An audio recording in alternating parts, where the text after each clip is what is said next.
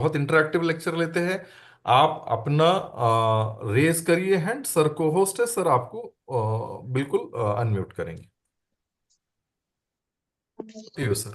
Yes, yes, yes, yes, yes. Thank you very much, Rakesh sir, on behalf of Malviya Mission Teachers Training Program. I'm thankful to the director and the assistant director of the center who is taking a big step in sensitizing about the faculties, basically for the National Education Policy 2020. Uh, what we are going to do is to facilitate the interaction. Let us have one consensus that we are going to have question our sessions once we are done with the session. Okay.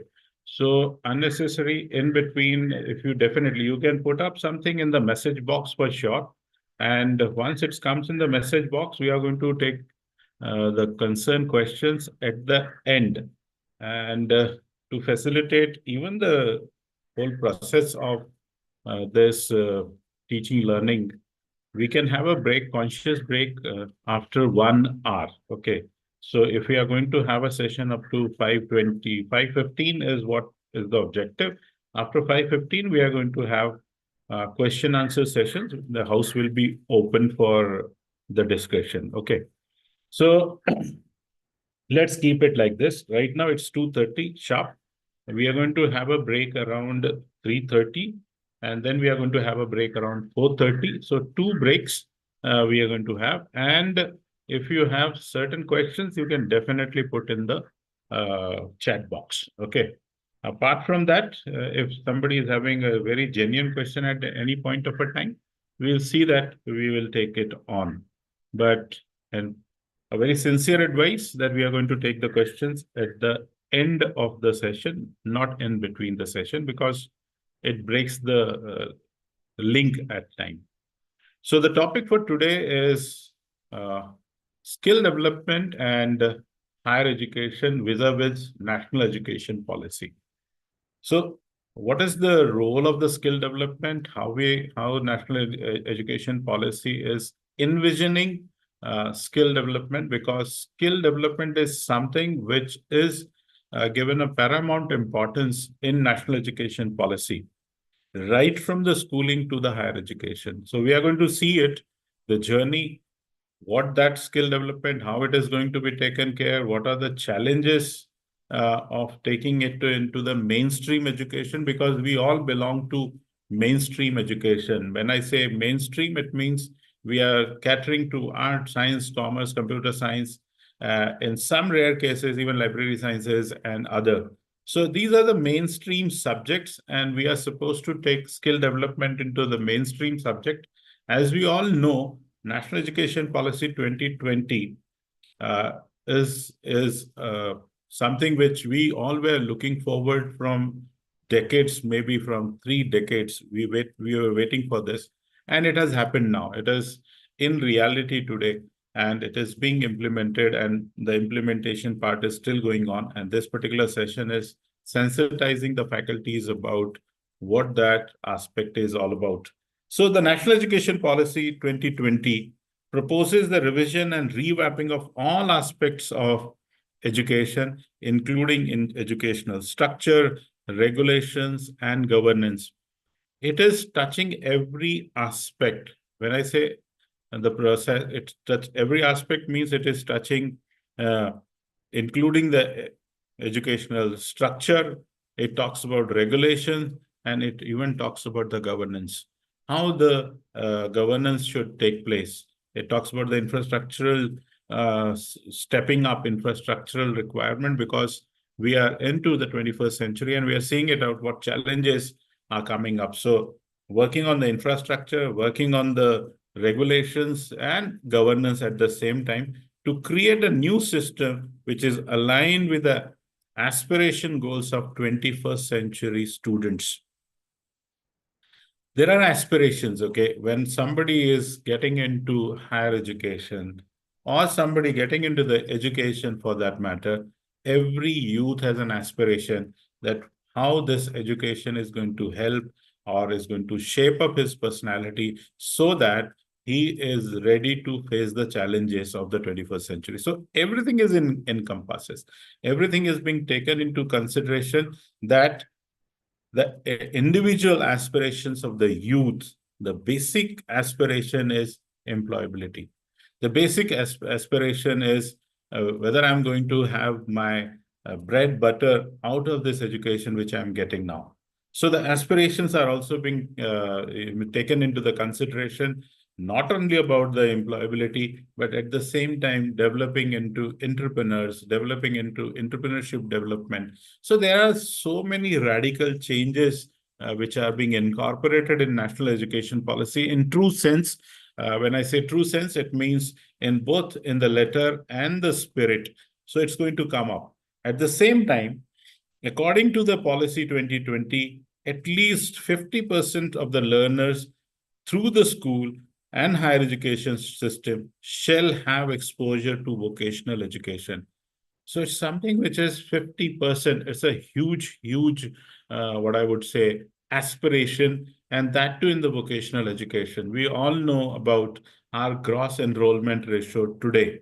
The gross enrollment ratio is anything between 20 to 21% at this point of a time. When I say 20 to 21%, that means after passing out 12th standard, there are 20 to 21% those who are coming into formal education systems which universities are offering, the colleges are offering, or the affiliated colleges, autonomous universities or deemed universities, or institution of higher education. So from 21 to 50% is a huge, huge, what I would say, jump and an aspiration. Now, this is something which we are envisioning for 2035. So the gross enrollment ratio has to go up to that, and it has to go up to what I would say 50%. That means those who are getting into colleges, or ones who are getting into higher education, maybe 10 plus 2 as per the system goes, 50% are going to be in your higher education. So we are supposed to see the infrastructure, we are supposed to see the governance, we are supposed to see the regulation, how we are going to incorporate this 50%, which is a huge jump from 20-21% at present. At the same time, shall be exposure to vocational education. Now, it's not about only conventional education. It's not about mainstream education. We are talking about mainstream education taking on with vocational education. So it's going to be a mix. It's going to be a mix in the sense that vocational education is going to go hand in hand with the mainstream education. They are somewhere supposed to take an inclusive approach when it comes to vocational education, for which a clear action plan with the targets and timelines are already developed. So the vision is clear how we are going to reach to this 50%, and with taking with vocational education also, the policy aims to overcome the social status hierarchy associated with the vocational education, and integration of vocational education into the mainstream in all educational institution in phased manner.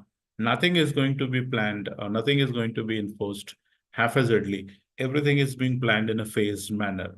Step by step, slow, but steady steps are going to be are already started. And in this, when we are talking about that every child is going to have an exposure to this, and the specific targets and the timelines are developed, it may the social status hierarchy associated. Now, there are stigmas, okay?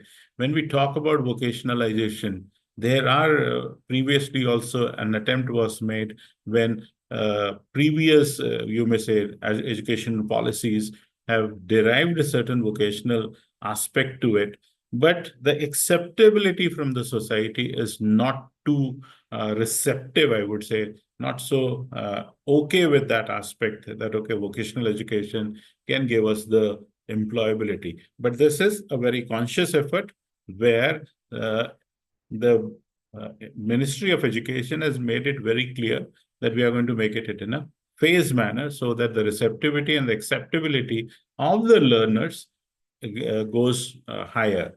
So And another shift which we would say is that this national education policy primarily focuses on student-centered approach rather than teacher-centered approach. So that aspect is taken into consideration, and that is always there. Every child will learn at least one vocation and is exposed to several more. The target is that every child who is getting into the system of education, right from the, I would say, school education, every child has to go or has to pick up one skill.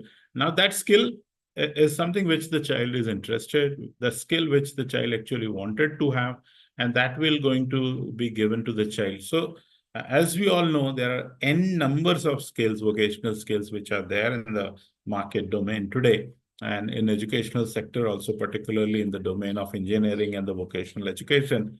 But since NEP is focusing on bringing into the mainstream also, the choices are there, but the choice is made very conscious that every child has to pick up minimum one skill to begin with, and he has the opportunity to take many other vocational skills also.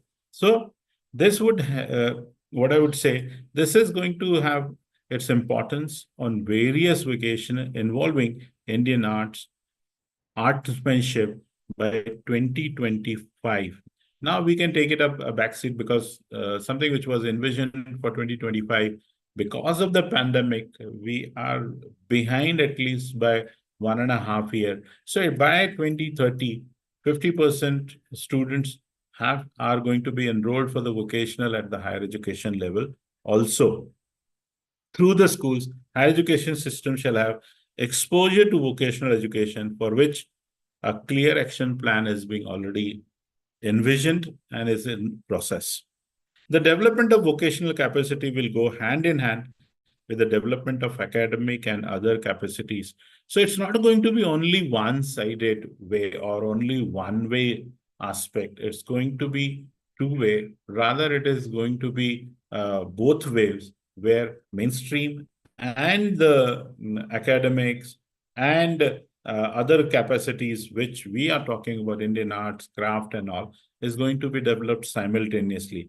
To achieve this objective, secondary schools will have to collaborate with industrial training institutes. They have to collaborate with polytechnics. They have to collaborate with certain industries. They have to collaborate with other institutions, those who are previously working in the vocational domain. Okay, so colleges are going to be encouraged to do the partnership, and that partnership is going to make a huge impact on the ITIs which are being running, the polytechnic course, local industries, skill labs, which will be created in the schools, and hubs and spoke V models. Okay, so hubs are also going to be created, clusters are going to be created, and that is going to make a huge impact, and something which is already started in the last decade or so through tinkering labs or through utter tinkering labs. The culture is already being somewhere imbibed in the schools, that innovation has to take a front seat.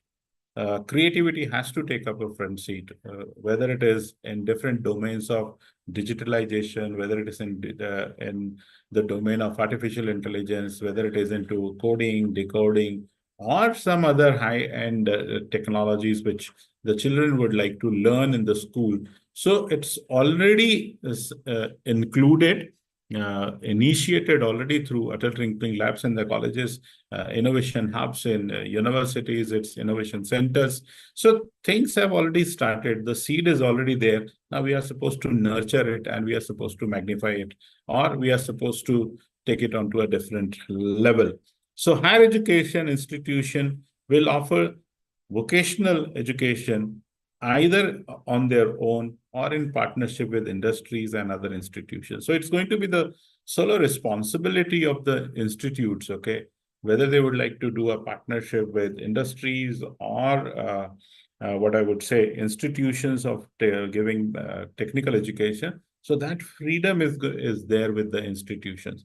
Now we are going to see what recommendation the National Education Policy 2020 has made in context with skill development and in general also. So when we talk about NEP, or when we talk about National Education Policy 2020, the biggest, I would say, takeaway for the academician and at the same time for the students or the learners, I would like to say, is that no hard separations. The separations previously used to be in art, science, commerce, engineering, vocational, non-vocational, at the same time, curricular, extracurricular activities between vocational and academics. These streams are so much, you may say, watertight or so much what I would like to be separated that there is no interchange. There is no, I would say, no exchange as such, no freedom or the flexibility to the child. If the child wants to learn from an arts faculty, wants to learn a particular subject of science, or a science student wants to learn a particular subject from the arts, or somebody who is into engineering wants to learn psychology, philosophy, history, political science, economics, international relations, public administration. Now that freedom is being given to the learner. A typical person who is going for his MBBS or a doctor or a dentist or for some other, you may say, paramedical courses, and if the learner is interested in learning music, or is interested to learn about human psychology, or is interested to know about the politics or something like that, he has all the freedom in the world. Or he wants to learn something about the commerce and the management, something is interested to do the marketing or entrepreneurship development, he or she, the learner, has going to have the freedom. So separations are taken away. Now there are no hard separations. It is only one, and that one is the learner can pick up any subject as elective subject from the other streams, from the other faculty, from the other, you may say, subjects, okay? So no hardcore separations, which were previously there. Quite dominantly, we used to see that a child who actually wanted to learn something in language, something in the literature, just because he is belonging to a commerce faculty, he was not able to get that. Or in some cases, he or she has to leave that particular faculty to come into the other faculty. So engulfing in each other, or there are no thresholds like that, or the boundaries, or even if there are boundaries, these boundaries are quite flexible. The child, the learner can encompass these. At the same time, even at the school level, these changes are not in the higher education only.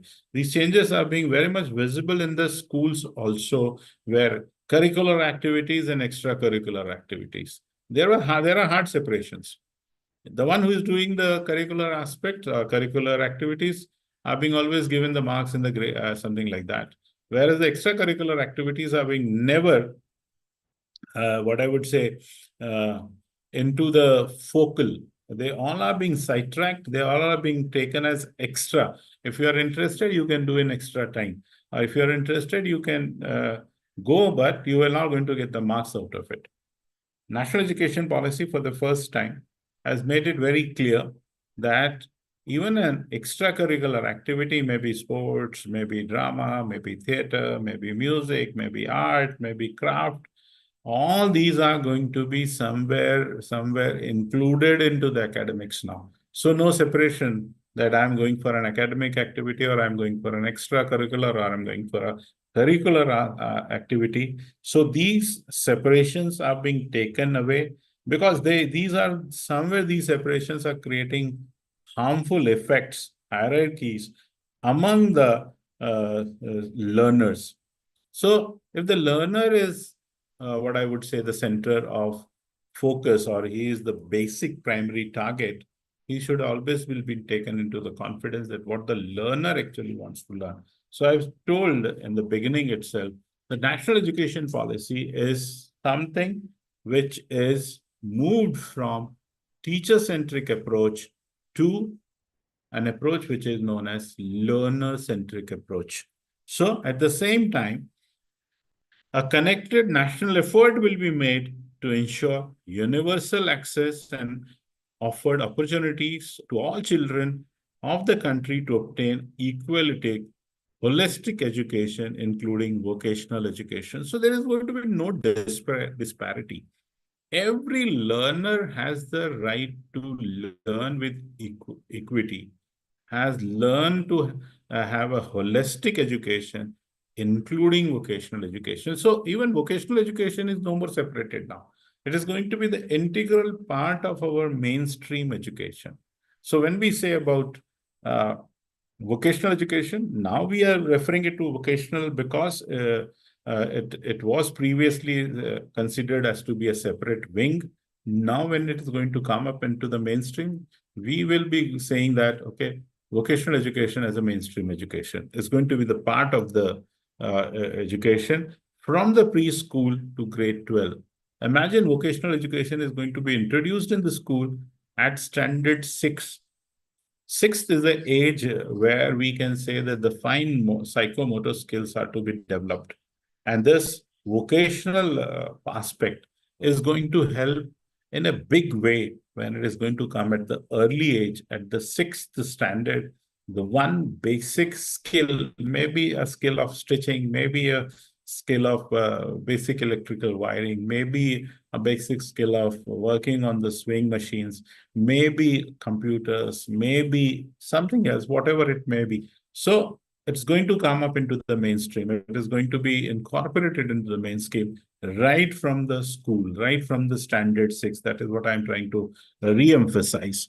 The secondary stage will be comprised of 4 years, as we all know, because no more degrees are going to be of 3, it's going to be of a 4 year. So when we are talking about secondary stage, will be comprised of 4 years for multidisciplinary study, building on the subject-oriented pedagogy, definitely, because we all look for the subject-oriented pedagogy and curricular style of the middle stage, but with greater depth, attention to the life aspiration. I'm coming back to the life aspiration. Every child has an aspiration. Every child wants to become something in his or her life. Whether our education is catering to all those aspirations are, I want to be a creative artist. I want to be a creative musician. I want to be a creative sportsman or a scientist or an innovator or an engineer, whosoever it may be, whether my aspirations are being considered in making the national education policy. So there are aspirations. Every child is not going to be like to be employable or not going to be going for jobs. Some would be definitely going to be an entrepreneur. Somebody would like to start the business.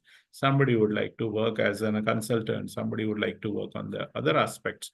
So the aspirations are there, okay? Aspiration. As we all know, the job scenario is changing nowadays. Nobody has even thought about work from home.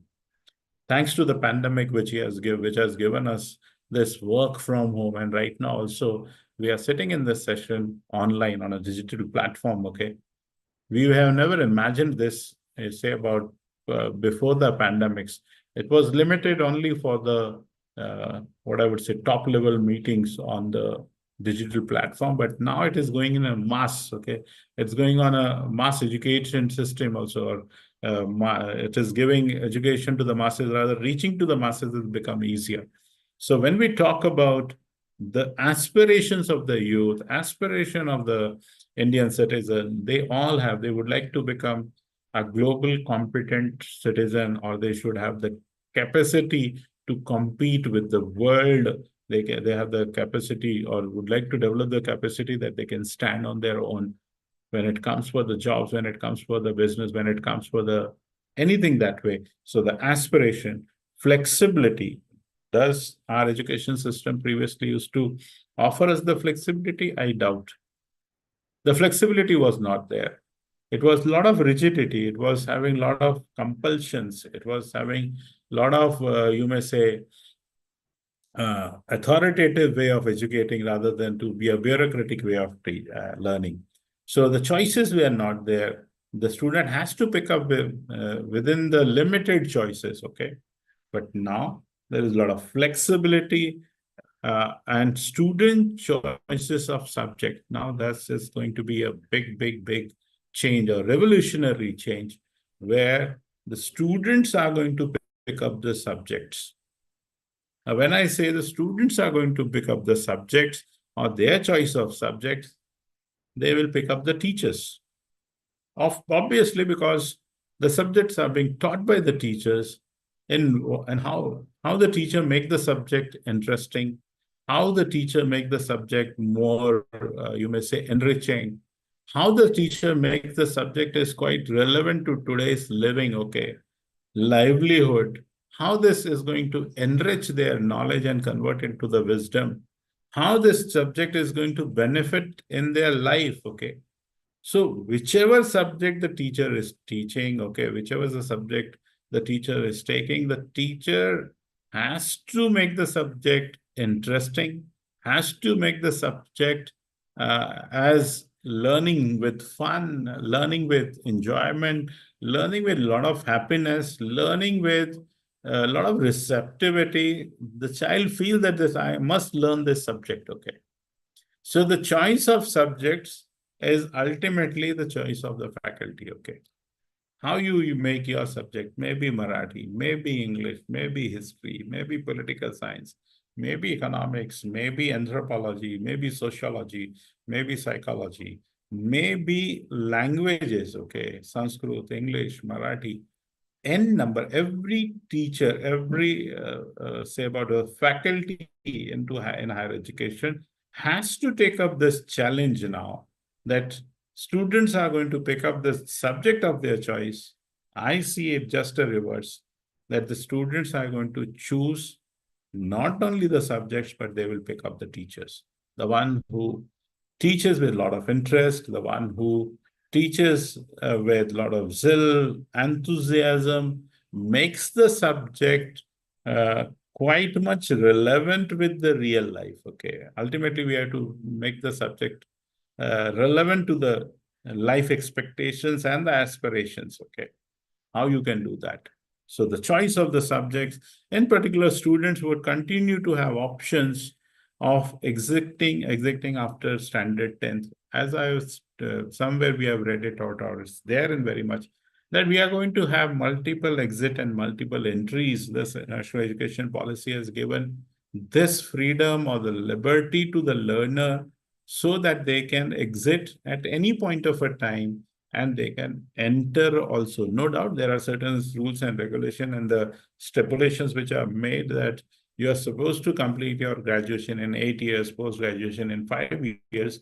So within the 5 years, they can come and go. Within the 8 years, they can come and go, okay? And that flexibility is going to be a big game changer for the educational fraternity also. So that multiple exit and entry, re-entering into the next phase to pursue vocational or any other courses available.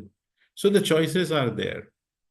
Now, this choice is wonderful because the learner can go by his or her own pace, the speed. We are not supposed to have all the graduates are going to complete their graduation in 4 years. Some may take 5, some may take 6, some may take 7, some may take 8. Because the learner wants to pace it out. The learner wants to shape it out. The learner wants to go by his own pace of learning. He may take a conscious break in between, may go for a 1 year break, or will join in another year. So that flexibility, that choices are going to be available to the student more often, okay? Subject of physical education, arts, crafts, vocational skill, so that can be designed their own paths of study and for the life plans. So no rigidity when it comes for the physical education. Remember one thing, which is a game changer once again in the educational fraternity today, or in educational domain, if I talk about, right from the school education. One biggest and biggest change which has enrooted into the educational system at the school level is one thing, giving significant importance to physical education, significant importance, which was neglected in elsewhere, you may say, about educational policy. But for the first time, 45% or 45 minutes every day is being devoted for physical exercise.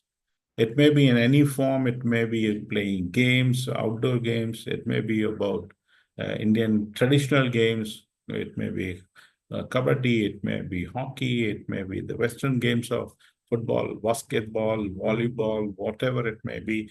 To a greater extent, even to yoga and certain other ways of keeping your body flexible. So 45 minutes of physical training is mandatory at school levels, because if you're supposed to build on the physique of an individual, you have to intervene early. You can't do it certain corrective actions lately, because then it has no that it has not that significant impact which we are looking for the physical health. So something which has to be incorporated.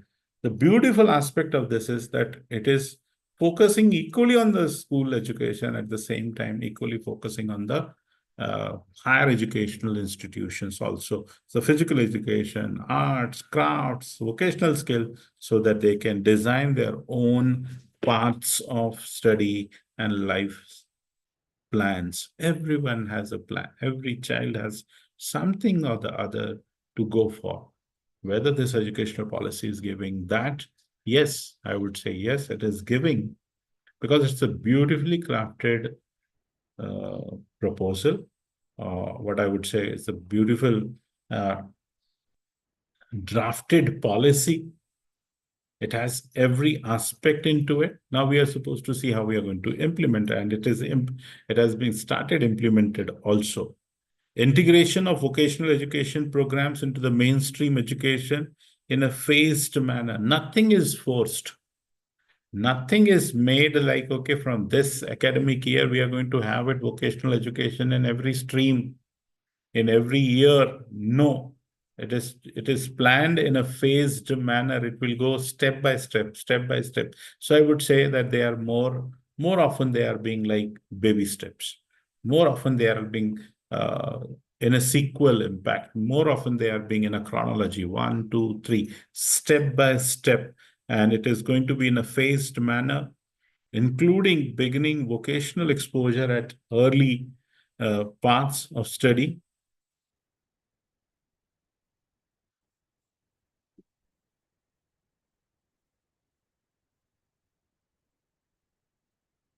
So, and secondary school education, every stage, middle and the secondary, has to be considered for the vocational education. So, including beginning with the vocational exposure at early stages, I have already mentioned, at every stage, right from the school, the child has to pick up one basic skill.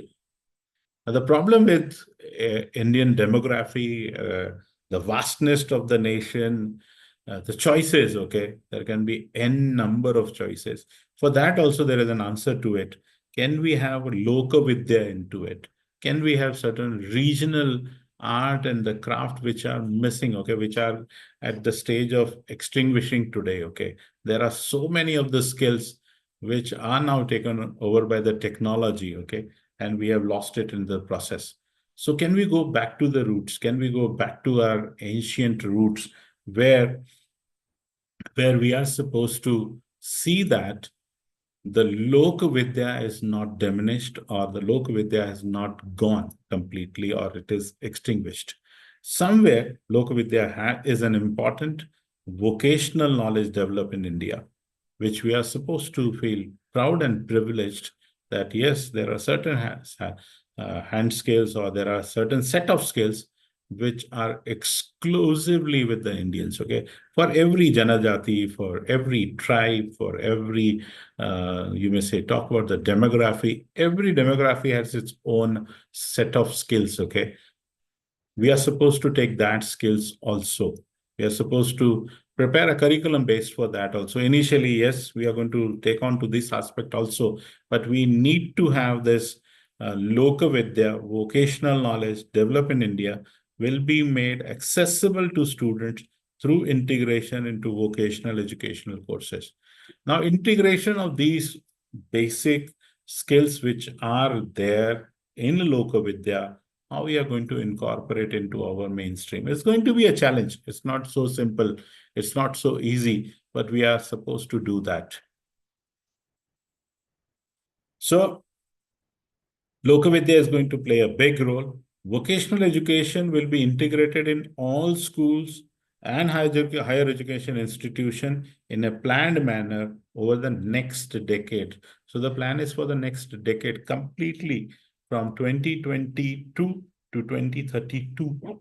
By 2035, we all are expecting that this complete, you may say, NEP 2025 should be accomplished by 2035.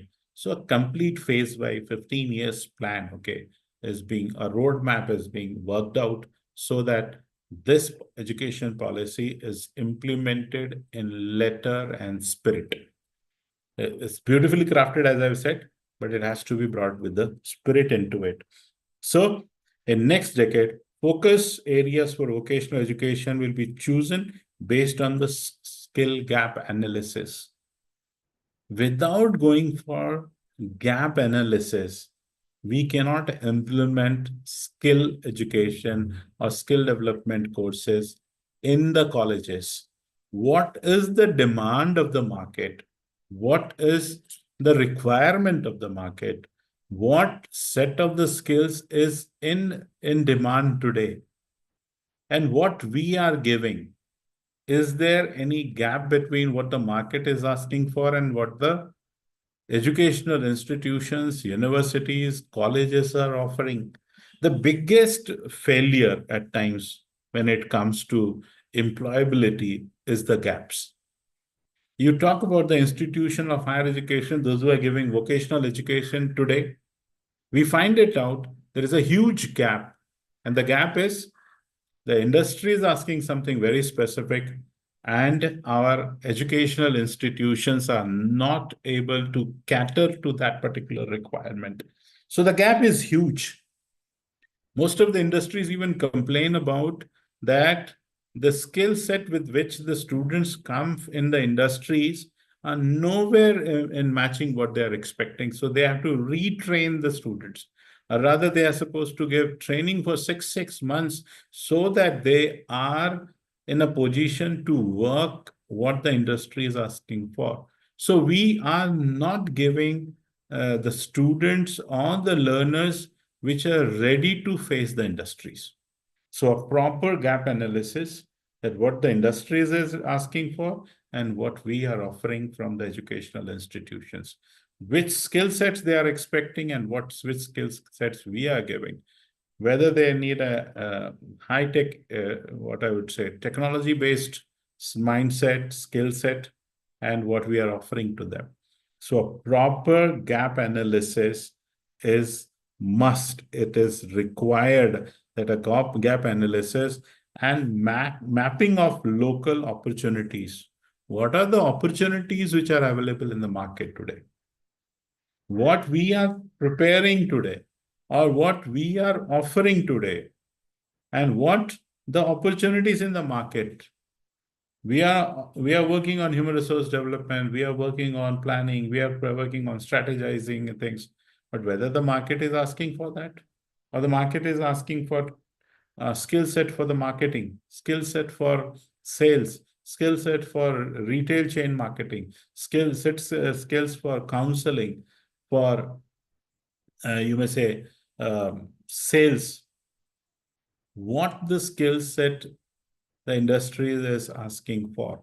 You may have experienced or you might have learned somewhere that a particular learner who has specialized in a particular field is doing another job which he has never learned because the industry is asking for a very specific set of skills which we are at times not able to offer.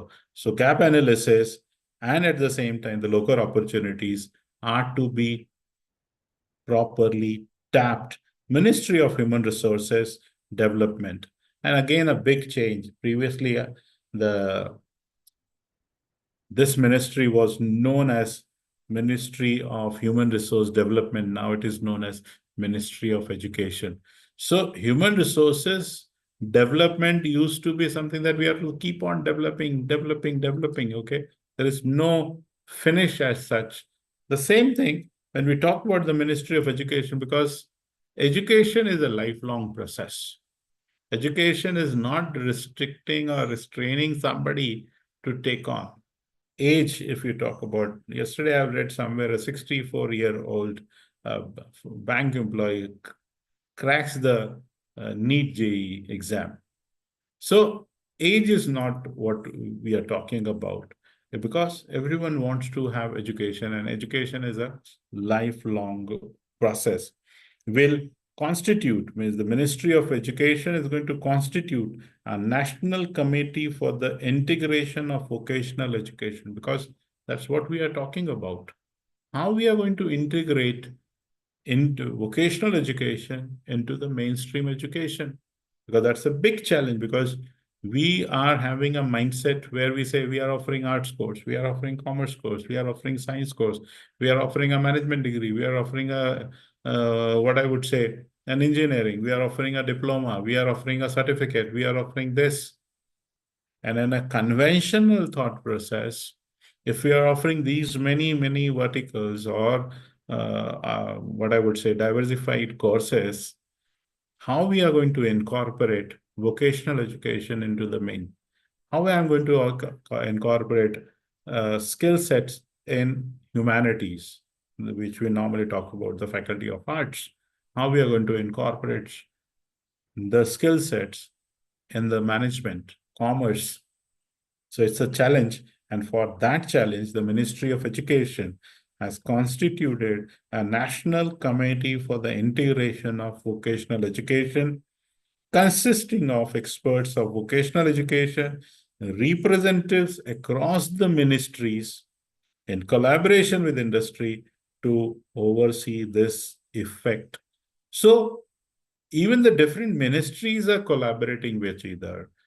Different departments, subject experts, vocational educational representatives are coming together, so that whatever is to be integrated, whatever is to be done, bringing vocational education into the mainstream, this is going to be the primary job of the National Committee for Integration of Vocational Education. Individual institutes that are early adopters must innovate to find models and practices that work, and then share those with other institutes through mechanisms set by the National Committee for Integration of Vocational Education. Now, there are already certain institutes, those who have become the pioneer, those who have become the founders in vocationalization of the education. So their expertise, their knowledge, their institutions, and their mechanisms, they can definitely share it with the National Commission for the Integration of Vocational Education Committee, so as to help extend the reach of vocational education, different modules of vocational education and apprenticeships will also be experimented by higher education institution. For the first time, we are talking about apprenticeships, we are talking about internships in conventional colleges also. A thought process which says that a particular semester is going to be of internship, is going to be of an apprenticeship across the faculties, across the, you may say, subjects, courses. If the course is of 6 semesters, if the course is of 8 semester, a child or the learner has to go for 1 semester, maybe in the 3rd year, to go for an internship. A proper internship under the able hands of experts and the supervisors, where his aspirations are going to be taken care. Because as I mentioned already, every learner has to pick up one skill set which is being offered, and these are going to be offered at plenty. A learner can take up a course in nearby college also, a nearby institute also, or into his main institution also, one has to pick up one particular set of skill. Incubation centers will be set up in higher education. As we all see, there are in certain universities, in central universities, conventional universities, new centers are being set up. And now these new centers are incubation center. Now, these incubation centers are the centers where the students can enroll, can do research, can do development, research and development, can go for patents, can go for copyrights, can go for intellectual copyrights as such. Innovation Center is a center where the child is going to be given all the opportunities in the world so that their creativity can be raised. Their creativity can go for what I would say, something which we all look for. So incubation centers are already set up, as I already mentioned to you. Institutions, schools are having nowadays Atal Tinkering Labs, or they do have their own innovation centers too, and will be set up in higher education institutions in partnership with the industry. The beauty of this is it's not going to be only academics. It's not going to be only academic based, but it is going to be based on industrial support, technical industrial support, or the expertise of the industries, what they look for, what they are asking for.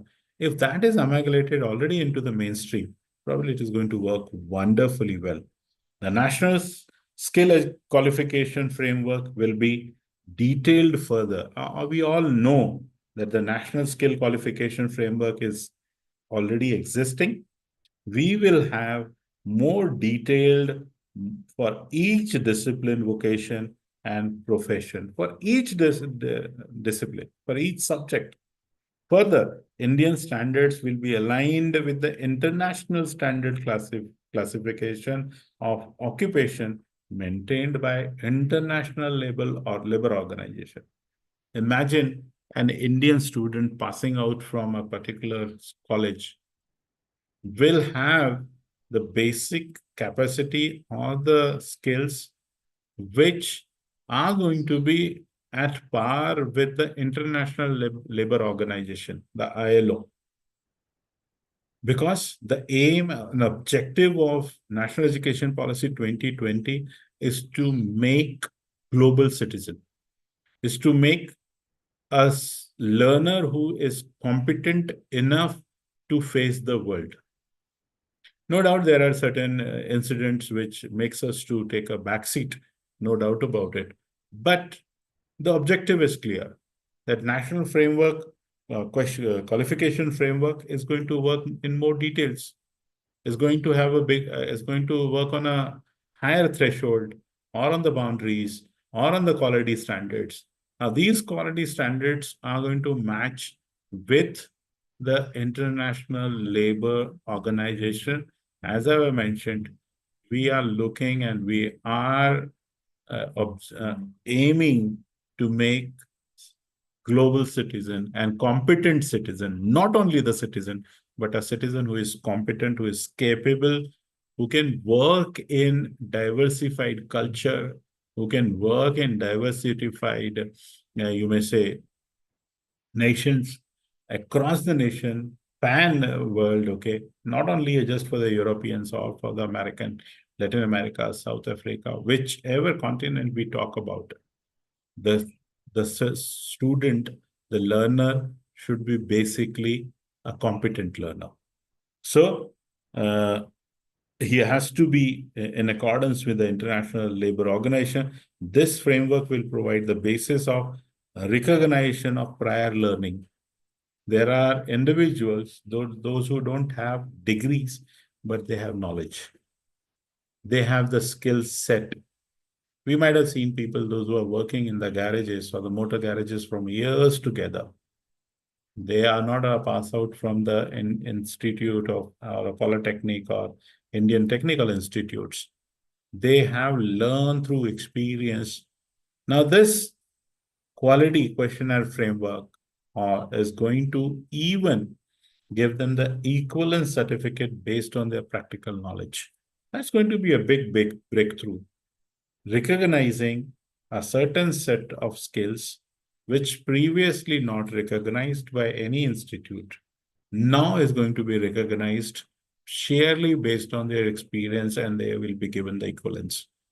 Huge step, because their vocational education previously, those who used to do 11th and 12th, with a very difficult time, they were not accepted in the mainstream.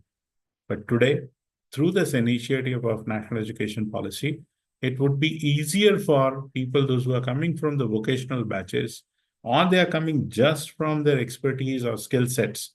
They will be definitely going to be given a formal, you may say, recognition of their prior learning. So whatever they have learned priorly is not going to be useless. Rather, it is going to be recognized. It is going to be acknowledged. Through this, dropouts from the formal system will be reintegrated by aligning their practical experience with the relevant level of framework. Yeah, the basic issue with the Indian system is dropouts. Now, dropouts may be because of the failure, because of the challenge, because of the certain, what I would say, unexpected or unforeseen, or certain aspects which made them not to continue their education and would like to continue their education after a gap of 1 year, 2 year, is going to be encouraged through national education policy that they can come in the mainstream back. They can be welcomed in the mainstream, those they have left somewhere in the back. At the same time, the credit-based framework will also facilitate mobility across general and vocational education. One more thing which national education policy is time and again telling us, or rather it is working on, is the credit-based education. Now you can carry forward your credits. You can go with elective subjects, earn your credit, and move forward. And in that case, if you are not able to continue your education because of the some or the other reason, and you are being dropped out, you can definitely still carry on with your credit whenever you rejoin or whenever you do it, your mainstream education again in regards to vocational education too. Now, friends, there are certain challenges. Now, this is the framework. I would like to say this is the preamble which I have tried to put across to you.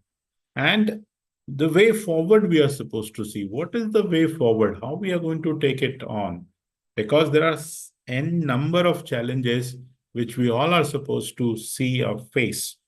The National Education Policy 2020, here the potentiality explosive growth of vocational education in the country, since it requires all education institutes to integrate vocational education into their offerings.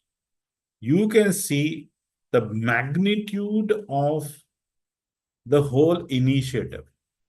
Vocational education in every institute of higher education. Now, if I talk about the sheer number of colleges, maybe say about 5 years back or 6 years back, we are not less than 45,000 today. The 45,000 institutions, colleges, basically those who are offering higher education. I'm not talking about universities, deemed universities, private universities. There are n number of it. I'm just talking about the colleges which are being enlisted by the University Grants Commission. Says that we are anywhere close to 45 to 50,000. And bringing vocational education to these many colleges is going to be an explosive growth. Even if we talk about 4 skills or 5 skills in a college, multiplied by 45,000 institution, it runs into few lakhs. Setting up infrastructure for that, setting up faculties for that, recruiting, training, equipment, all these things is going to be an explosive potential for the industry also, and for challenge for the institutions also. This will bring in a very large number of schools, colleges, and universities into the fold of potential vocational education training. That is known as VET, potential vocational educational training. Because it's not just restricted to colleges. It has to be incorporated in schools, and it has to be incorporated at school at the standard 6. If I give you an example of Maharashtra state, only Maharashtra state has close to 110,000 registered schools.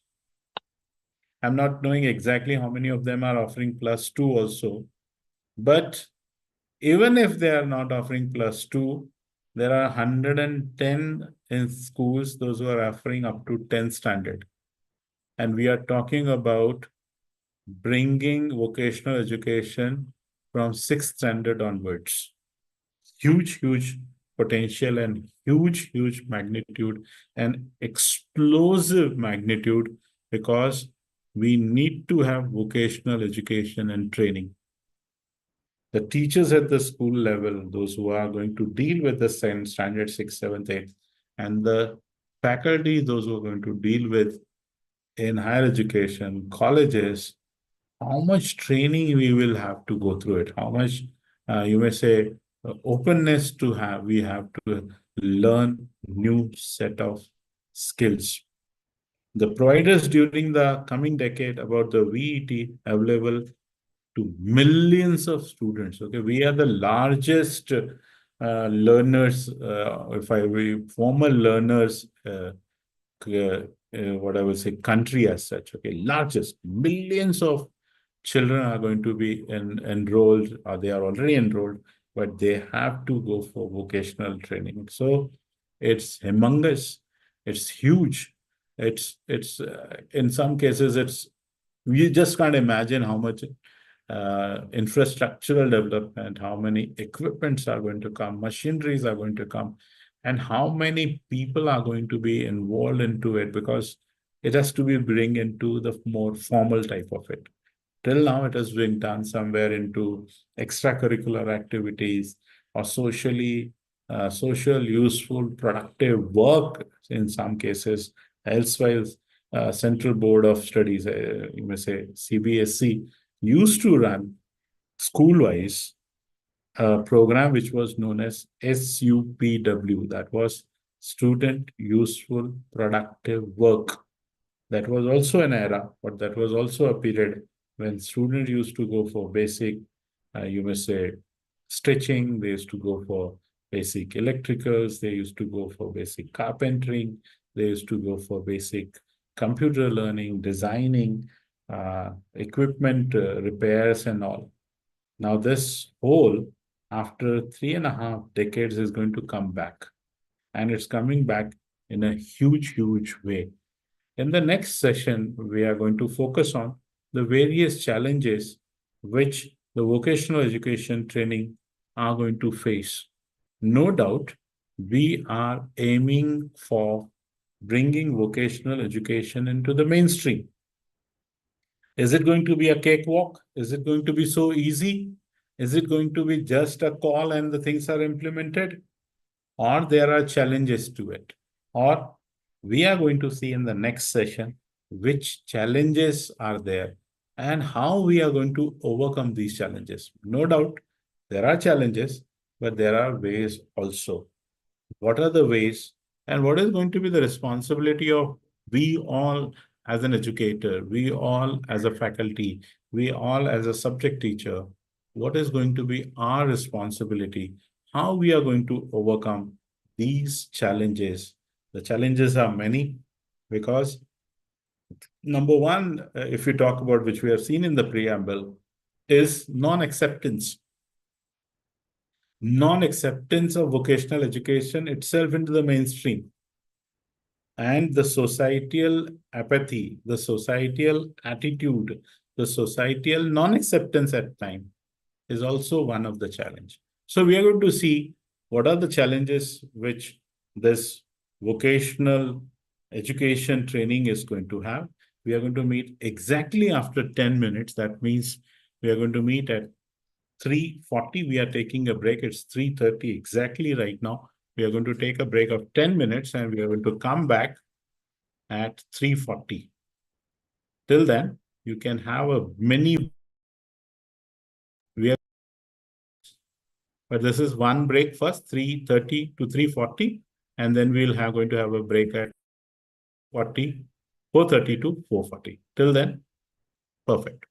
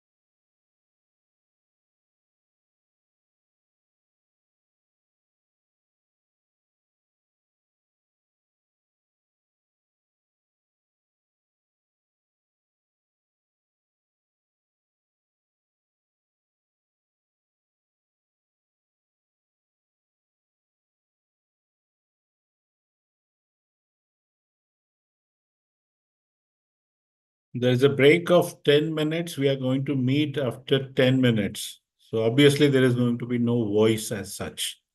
This is for your information. We are joining around after another 7 minutes. Till then, it's no voice. Thank you.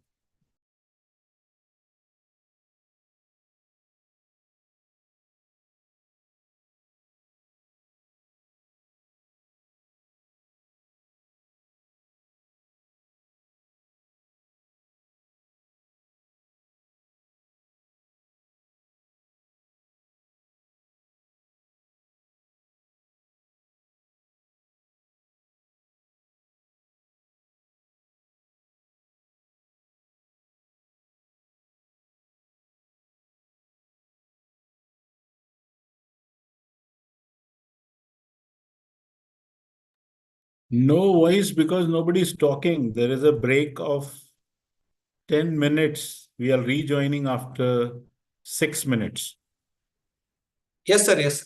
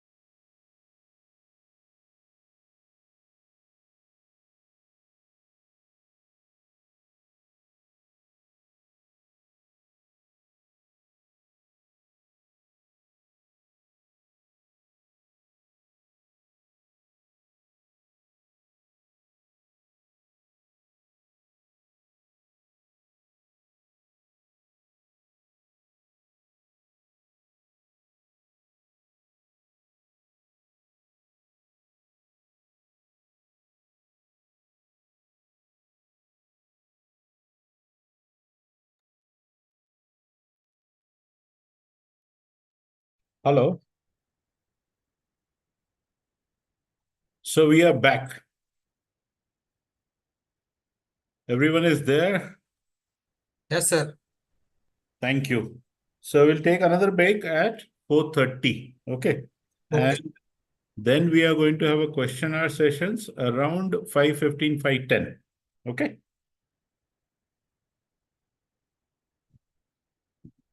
So we were talking about the way forward and the various challenges.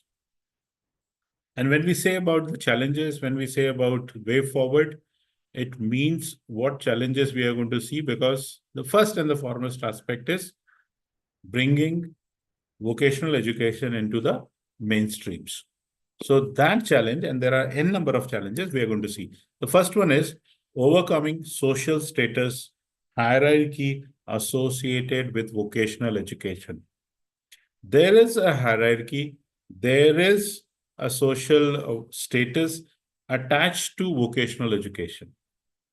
That means, what are you doing? You are doing a vocational course. Okay, what are the future prospects? I'm talking about the history. I'm talking about what the image a boy who is doing, or a learner who is doing, was doing vocational courses previously. In Maharashtra, it is MCVC. Okay, minimum competency in vocational, okay, courses. So it was secretarial practice, or it was related to some other commerce or the management, and they were used to do it. But what was the image of that particular course in the market was not so good. So the social acceptance itself is a big challenge. The social status of vocational education is a big challenge. Now, how we are going to change it? How we are going to bring a change in perspective, change in the mindset, so that the status changes. So what are the actions we are going to take? Number one is organization of awareness program. Is you are supposed to organize awareness programs to change the general perception and attitude towards vocational education. Somewhere, we are to organize a very systematic awareness program, very systematic awareness. That's step one, step two, step three, chronology, to change the general perception that, okay, gone are the days. Now it is going to be more job oriented. It's going to be more career oriented, something which is going to be more focused on livelihood, something which is going to be more on the earning side, something which is going to take care of the entrepreneurship development, something which is going to be taken care of internship. It's going to be learn by earning by learning itself. Okay, so the learner is going to learn and earn both. So the general perception is to be somewhere taken care by creating awareness programs, change the general perception, attitude towards vocational education, the rigid attitude which previously was there. There was what stringent, or you may say about very, very rigid. What are you doing? Vocational, no future. Now you have to change that perspective, you have to change that attitude, you have to change that perception. And it can happen only when we have a very systematic sensitization program with the target audience. No, it is not like this. The scenario has changed. The system is working very consciously. It is going to be more on the aspirations of the learner. So that right now what we are doing through Malviya mission of teacher training is sensitizing you about the national education policy, making you aware what the NEP is proposing and how what is going to be our role into it. The same thing is to be done when we are supposed to do it with the vocational education and bringing into the mainstream education. We have to carry awareness programs so that the basic thought process or the perception or the attitude which the general population is having about vocational education should be shattered, should be removed, should be taken care. That's the one aspect. Awareness can be one aspect. Second is vocational exposure to children from grade 6. Now that is wonderfully done. It's going to be done that the children are going to learn vocational education from standard 6th onwards. So what image previously was there is going to be taken care, because it's going to come into the culture, it is going to come into the system itself. So once it is coming into the system, slowly study the acceptability raises. Slowly study the acceptability is more. So introducing at standard 6 onwards to all secondary and higher educational schools.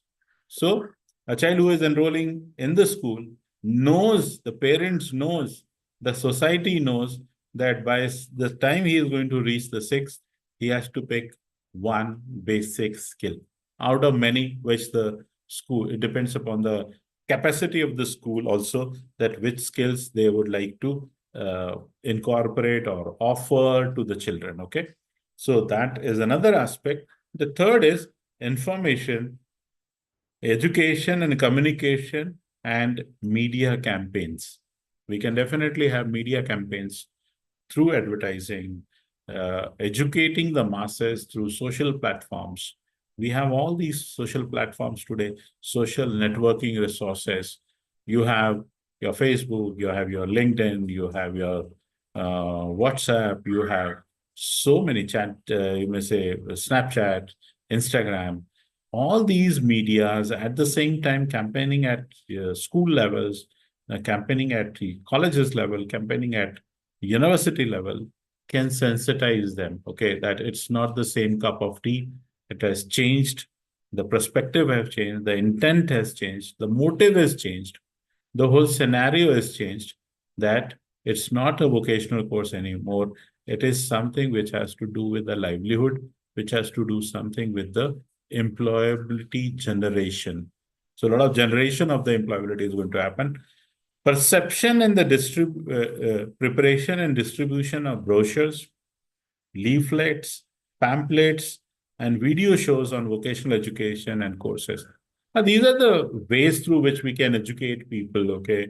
Brochures can be one, pamphlets can be one, leaflets can be one, and the videos which are to be shown into the vocational education and what the courses are being offered. Hands-on experience, okay? I have seen personally school children love working hands-on, getting exposure to the new things, technology basically, seen them working in innovation centers, seen them working in the tinkering lab.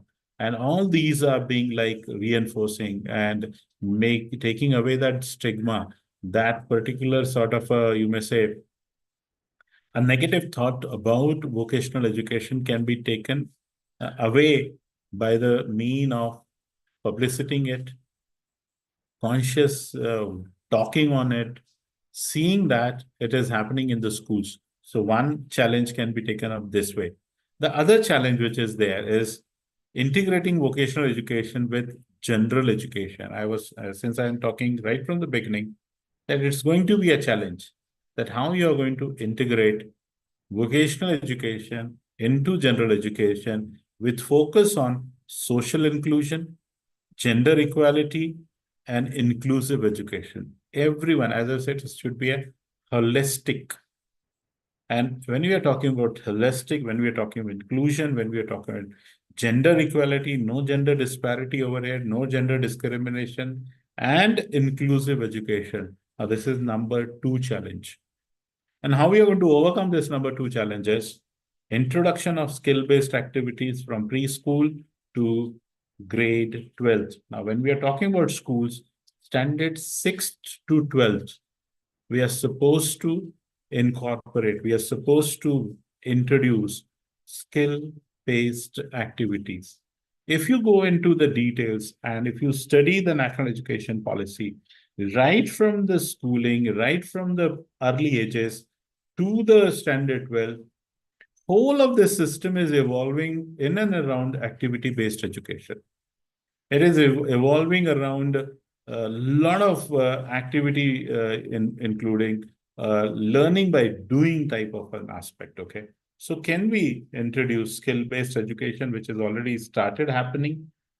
Few of the model schools, few of the Navodaya Vidyalayas, few of the model schools which are being marked by the central government, okay? Every district one or taluka one, okay?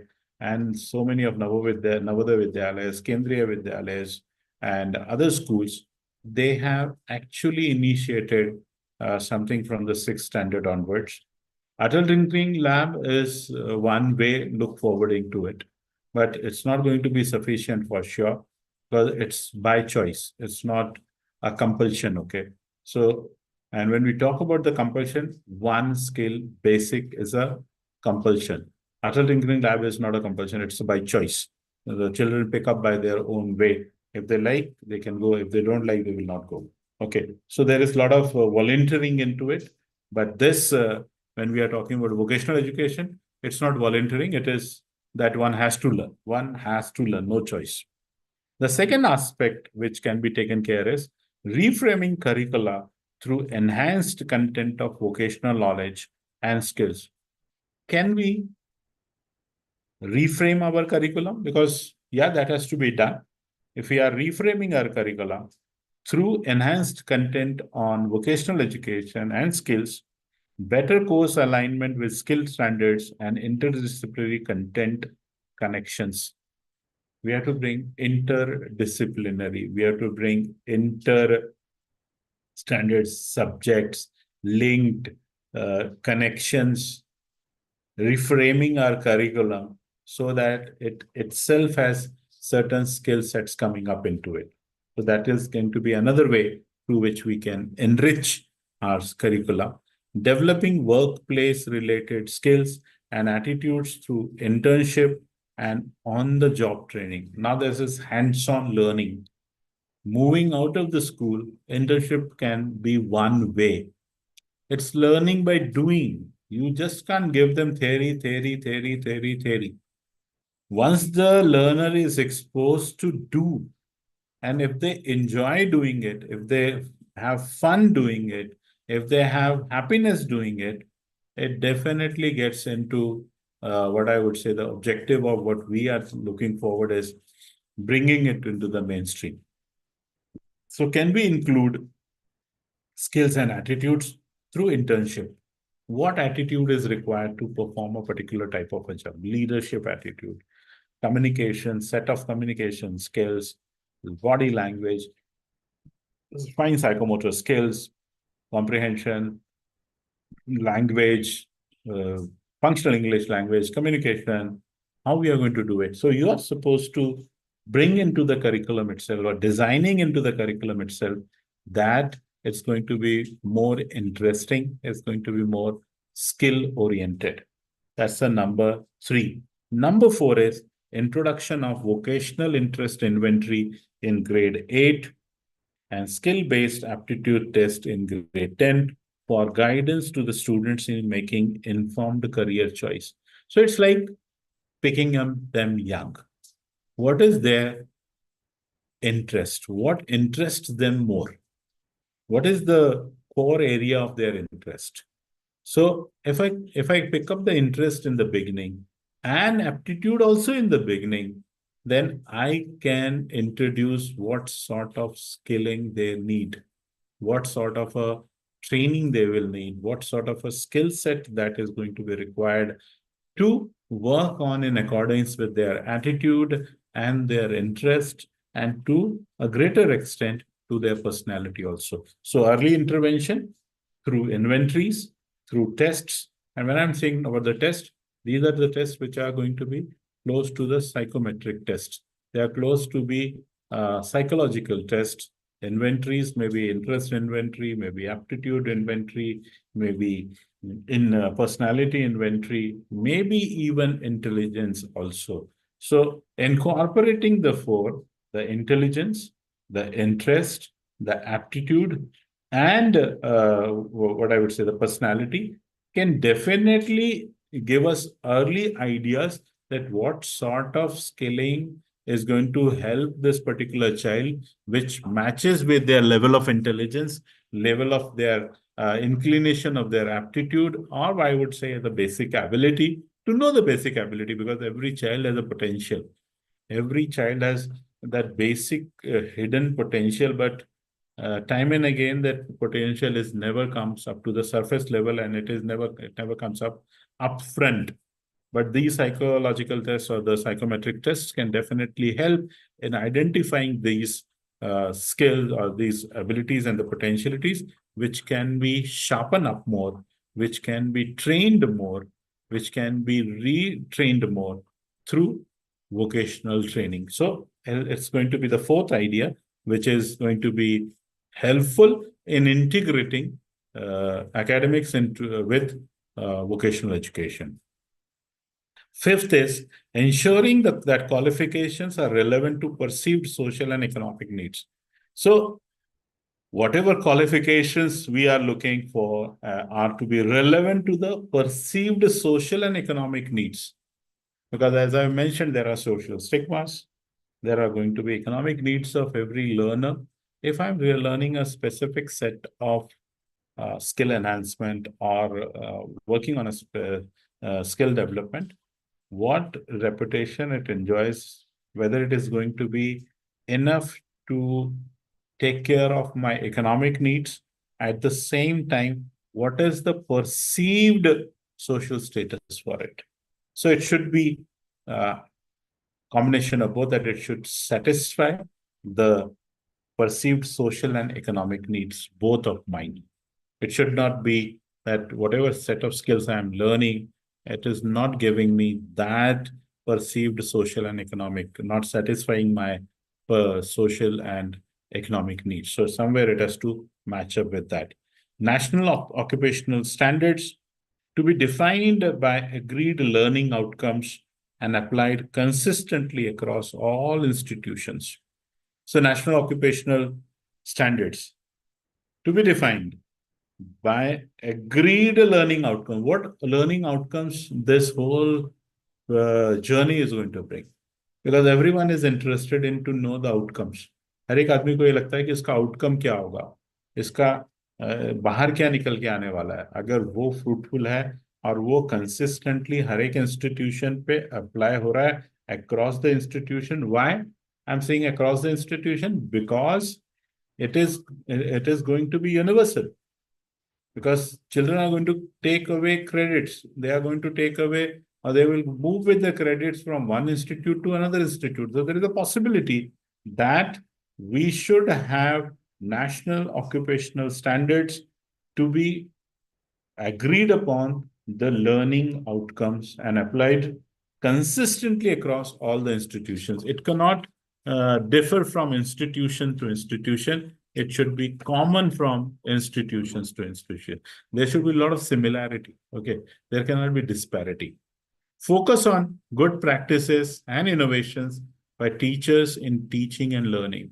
Now, again, the responsibility comes on whom? The responsibility comes on the teachers.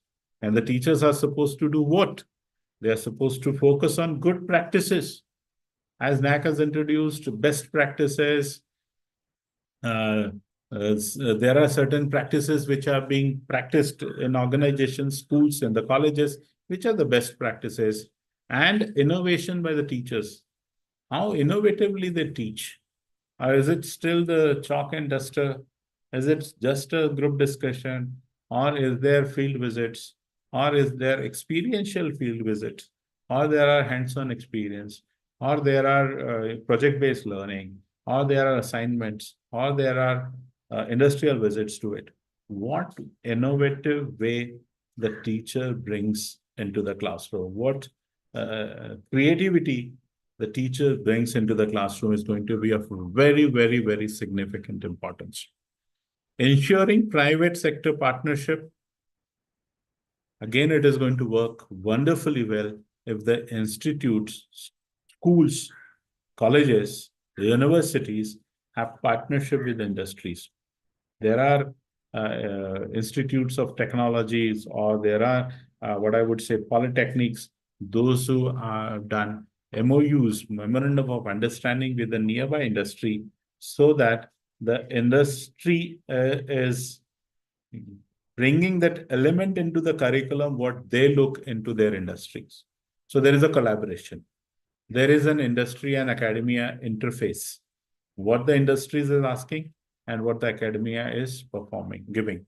So the need-based analysis, the gaps, the bigger the gap, the lower the employability, the lesser the gap, more the employability. So we have to see what is that range of, you may say, gap. What is that bigger the gap is going to be more challenging. So lesser the gap between expectation and the reality would work much, much better. So that was the third challenge. The fourth challenge is introducing Loka Vidya, which I have already talked about it.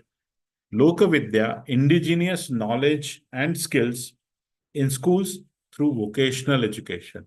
Now, we are talking about Loka Vidya, a rich heritage of India, a rich, what I would say, traditions of India, rich handicrafts of India, articrafts of India. Now they are gone with the phase, or they are phasing out in a very rapid way because of the technology's intervention. Now, technology has come a big way. Okay, it is helping, no doubt about it, but the handicrafts and the other aspects are going phase out. So, what we can do with the Loka Vidya? So, the answer to this challenge is identifying vocational crafts.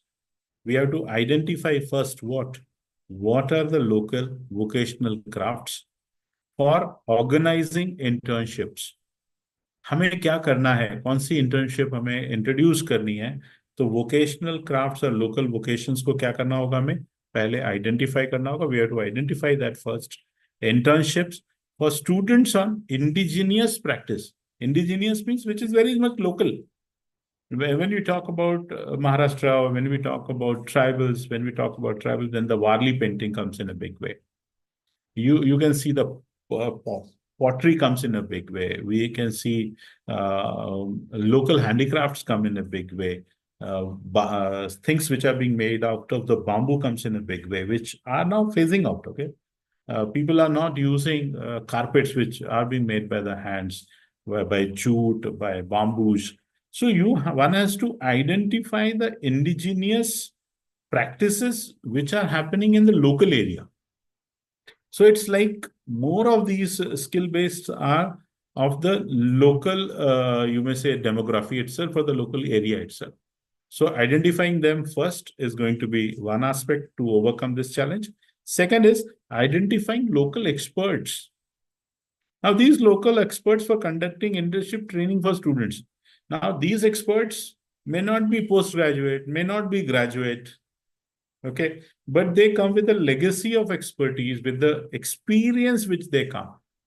Some of may not able to be even literate, but they have the experience, so they can teach in their own way, like mentoring few of the group students, guiding, facilitating them how they can do it. So identifying these people, okay, some of them are not heroes. They are not big ones, okay, they are not locally known, or they are not so famous that they are going to be catch hold of. Some are being unsung heroes, never being in the limelight.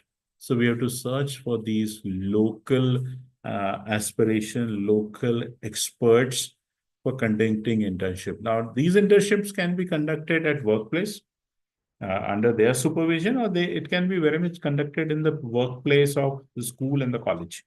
The experts can very much come there and they can work on to there. Like pottery can be done in the school premises itself. Community and industry partnership. Okay, sometimes you need investment, financial investment, and sometimes it is huge investment, and sometimes it becomes really difficult for the individual school and the college to invest that much money into it. So from where the money is going to come?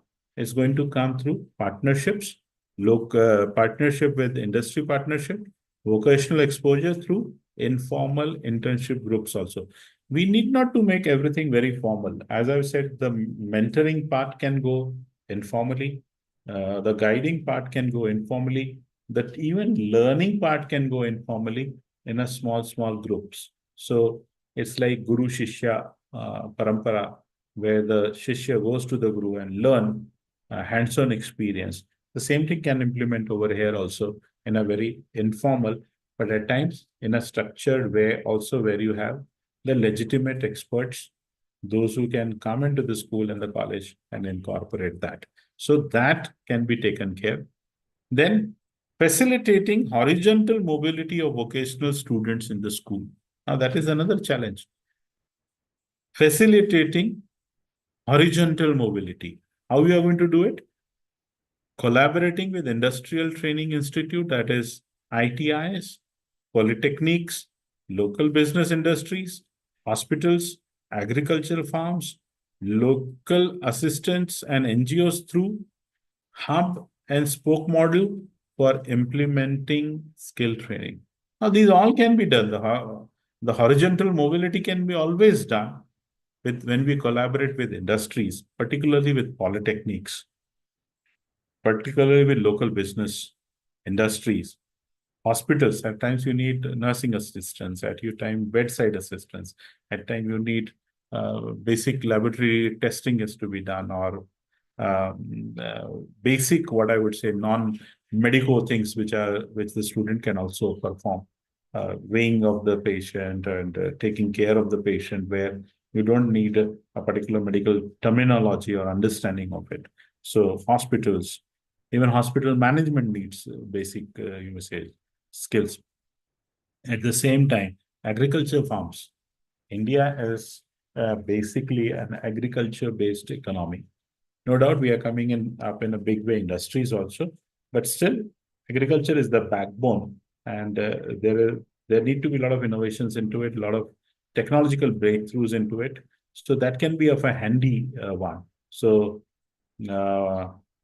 through agriculture farms, local artists, and NGOs also. There are certain NGOs, those who are working with self-help groups in villages at local level, okay, where women are being empowered with some very traditional way of making, even you may say about when we say spices, when we talk about products, when we talk about pickles.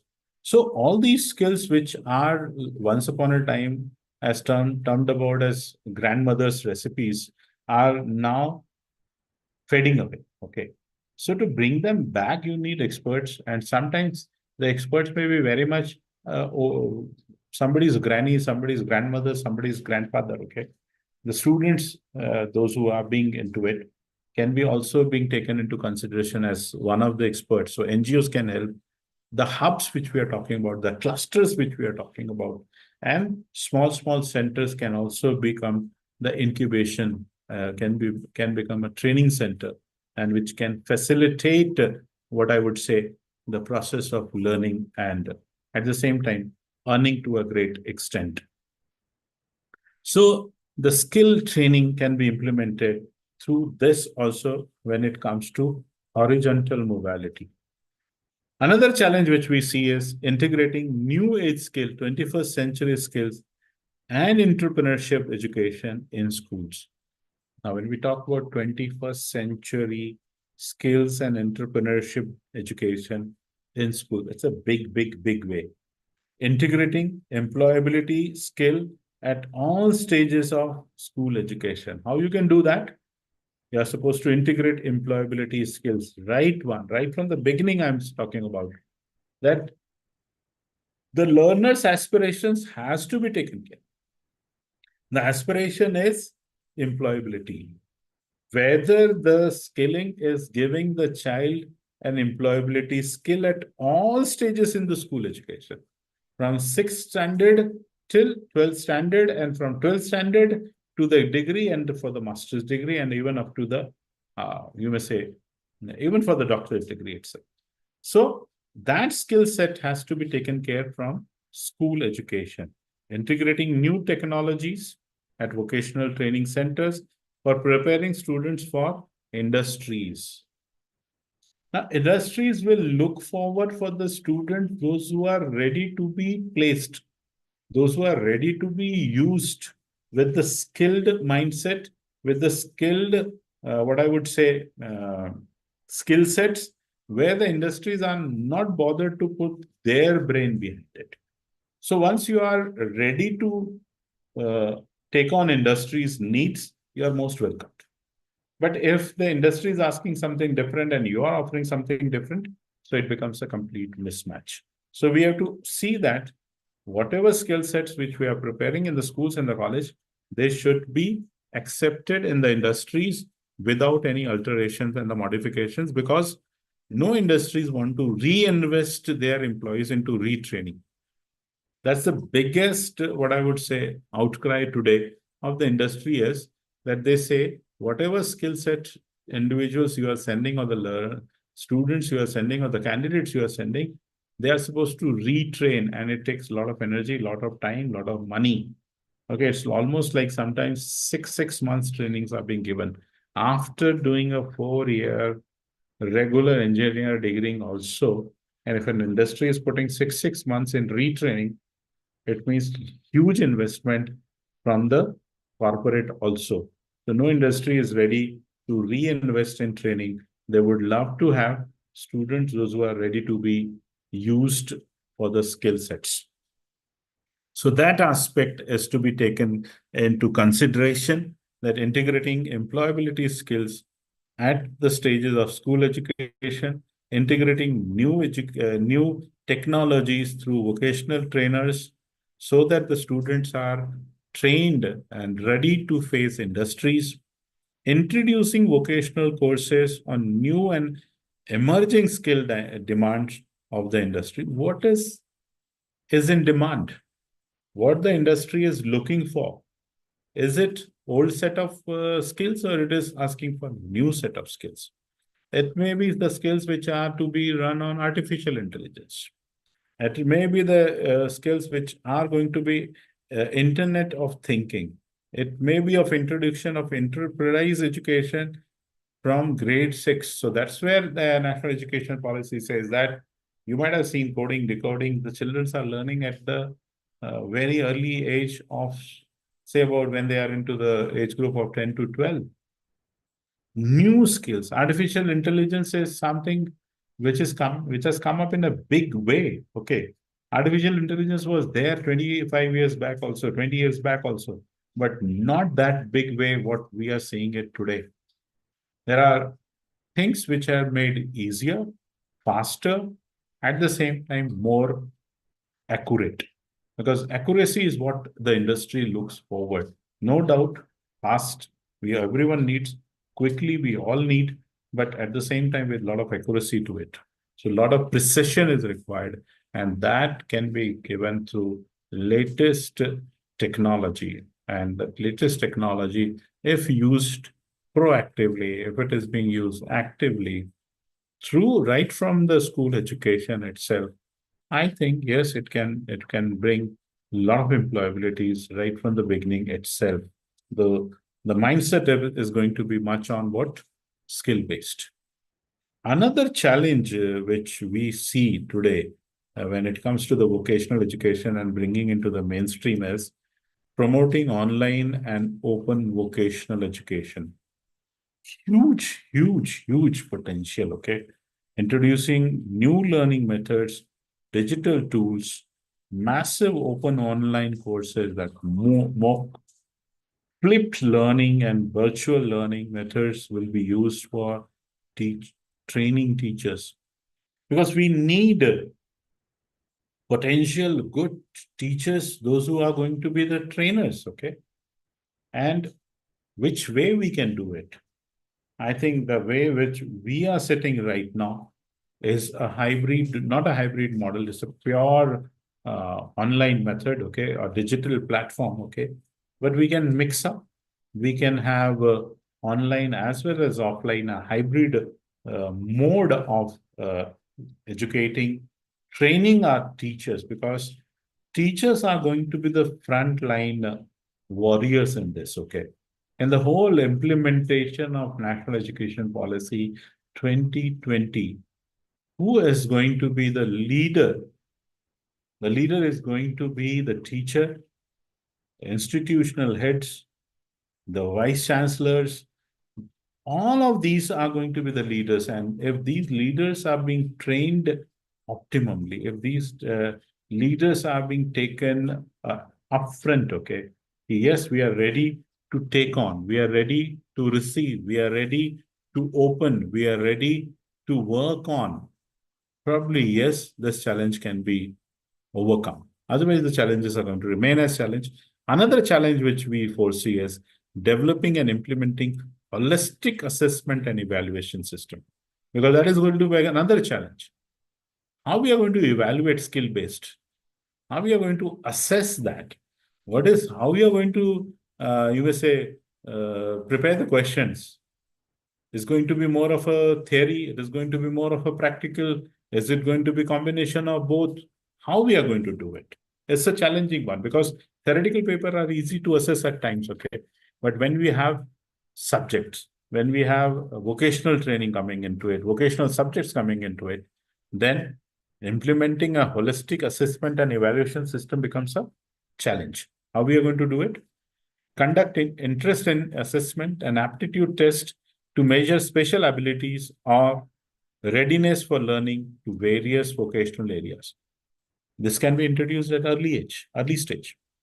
Can we conduct interest assessment, aptitude test to measure special abilities or readiness for learning for in various? If we are able to catch them early, if I come to know that this boy or the girl has this area of interest, this boy or the girl has this set of aptitude, potential, ability, interest, intelligence, personality, I think it's going to make our job easier so that we can offer the child the vocational interest which he or she is looking forward to it. So the psychological tests can offer great help in overcoming this one, number one. Number two is measuring the achievement of learning outcomes through various tools, methods as checklists, group work, peer assessment, worksheet, presentations, student profile, and even the 360-degree assessment and evaluation of the student. Now, when we talk about 360-degree evaluation, that means everyone is having what I would say is given an opportunity to assess the performance of the child who has come in contact with him. Maybe a lab technician, maybe an instructor, maybe somebody to whom he has gone to library to meet, to fetch the data or to collect the information, might have gone for meeting the people around, might have met the teachers, different subject teachers. Everyone should rate the child that on different parameters, okay? Maybe on sincerity, maybe on the knowledge base, maybe on transferring of the knowledge or the training onto the real work field, I mean, comprehension. All these can be done. A 360-degree is the best, but some people even advocate checklists. Some people see that how the child is going to work in a group. So the group work, sometimes the peer assessment, how other students are rating, how other students take him as it is really when it comes to his performance or when it comes to result oriented or the outcome based. So peer ratings, peer assessment, checklists, 360-degree, as I've already talked about, that anyone who might have come in contact with this boy or the girl who is learning the skill development of it. So that can be an assessment technique. It has to be refined. It has to be re-looked into it, because these all are the ways. These all are the, what I would say, suggestive ways. They are not the final way to look forward. People keep on evolving the various ways, but we have suggested you a few ways through which the assessment and evaluation can be done. Another challenge is fostering vertical mobility of vocational students. We have seen the horizontal, now we are seeing the vertical. How the vertical mobility is going to happen? The courses under National Skill Qualification Framework or the National Higher Education Qualification Framework shall provide for the vertical mobility to schools with the vocational subjects at school level. Upward mobility, grading. I should feel that I'm learning something new when I move on from 6th standard, 7th standard, 8th standard, 9th standard, 10th standard. There should be some value addition to it. There should be some skill addition to it. There should be some addition to my knowledge, something to my wisdom, something to my expertise, something to my implementation, transfer. a better version of myself than what I was 6 months back if I'm going through a vocational training. I was learning this, I'm learning this. So is it what I would say, moving ahead? I am learning I'm learning more what I've learned in my standard 6, even if I'm going with the same skill. Say about if I want to make dress designing or basic tailoring, I need that I am enhancing my skills. So that upward, forward-looking, progressive progression, feel of progressive progression can definitely help in giving that vertical mobility. Now, after schools, college, after college, university, if somebody is moving into the university, I will not learn and relearn the same thing. I would definitely like to see what added value you have added into my next grade, my next certificate, my next degree, my next postgraduate degree, whatever it may be. Is it a value addition or is it the same? If it is going to remain the same, probably the student will lose interest in learning new set skill. I would not say new set skills. He will not show the inclination to learn the skill sets. So that is going to be a big challenge. So we are supposed to keep on improvising, keep on restructuring, keep on adding, keep on revising the syllabi from time to time. We can't have the same syllabus for 3 years. No way. We have to keep on adding. And what new comes, because at times it takes longer time to add something. It has to go through the board of studies, it has to go through academic council, it has to go through management council in some cases, okay? And the syllabus is stuck. By this time the syllabus comes out of the university campus, it is out of date. It has no relevance, no progressive outlook. So we have to see that the skills which are being incorporated or whatever is additional is being done should have some value addition to it. And if there is a value addition, children will definitely look forward to it, to join in higher standards, to work in, look forward that next year I'm going to do this. If somebody is doing it out something in drone technology or wants to learn about the drones, it cannot be just like small. You will get into it that they are solo seeing that whatever they have made, the drone is flying, capturing through visuals, doing some video recordings, simulation at hands, technology at the best, okay? But coding is the best.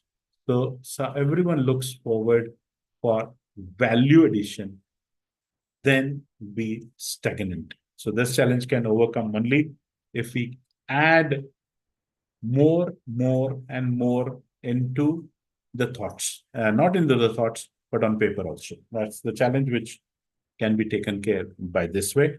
Another challenge which we see and which is quite alarming that way, and it is ensuring professional training, preparation, quality vocational teachers. A big gap and a huge challenge. When I say huge challenge, we can't, as a teacher, if I go with the same mindset, with the same set of skills, probably I'm not going to survive. As I've already mentioned, that the students are going to pick up their choices of subjects. When I say pick up their choices of subjects, that means they are going to pick up their choice of teacher and the faculty. But if I go with the same mindset, same set of skills, which I was having last year, I have not improvised on myself, I will lose my students. What national education policy is incorporating right now, in few of the Western world, it was done in more than 3-4 decades back. If I remember, yes, Oxford University gives their students the freedom to shop subjects. That means a student has the liberty to move in the campus attend a professor's lecture, or he can attend n numbers of professors' lecture throughout the month. It is not one man, one day show or 1 hour show. No, the learner has given a wide spectrum of attending programs, learning programs of the eminent professors or the faculties over there for a complete month. And after a month, they make a conscious assessment, conscious choice of picking up a faculty. So it's a conscious way. So they pick up the faculty. They pick up the subject means they pick up the faculty. So for a month duration, sustaining for a month is not a joke. Who can do it the best? The one who has specialized it, the one who is enhancing the skills as per the need of the students, seeing that what the seeker is seeking from them, what the student is seeking from them. Is it the knowledge? Is it the implementation? Is it what they see in real life it should happen?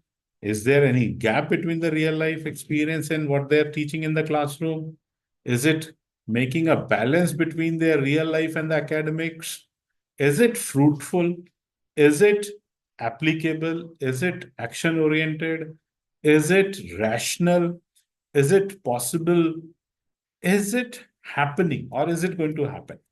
How I'm going to use mathematics in my day life? How I'm going to use grammar? How I'm going to use language?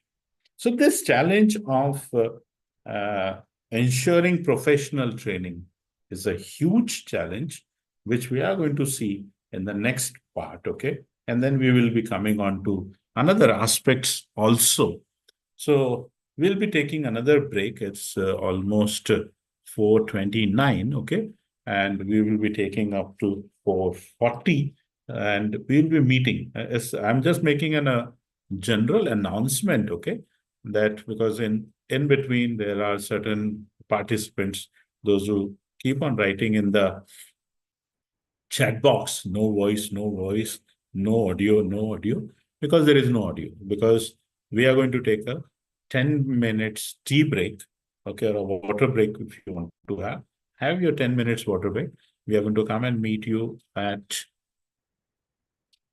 4:40, okay? And somebody has to keep a time on it, 5:10, as and when we are into 5:10, 5:15, we are going to open the house for discussion, okay? So those who are having any questions will be given a chance around 5:15, okay? Exactly around 5:15, so that we can have the discussion on that. Till then, we are taking a break for 10 minutes. See you after 10 minutes.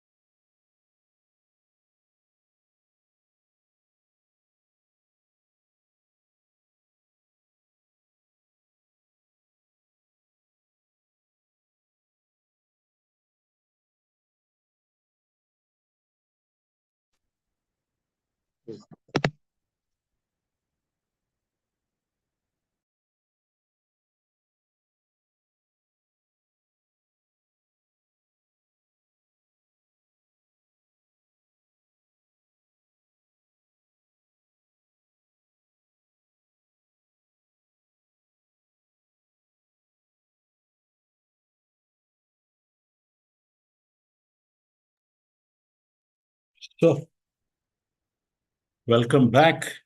It's 10 minutes over, and we are talking about the challenges and how we are going to overcome the challenge. Can you hear my voice?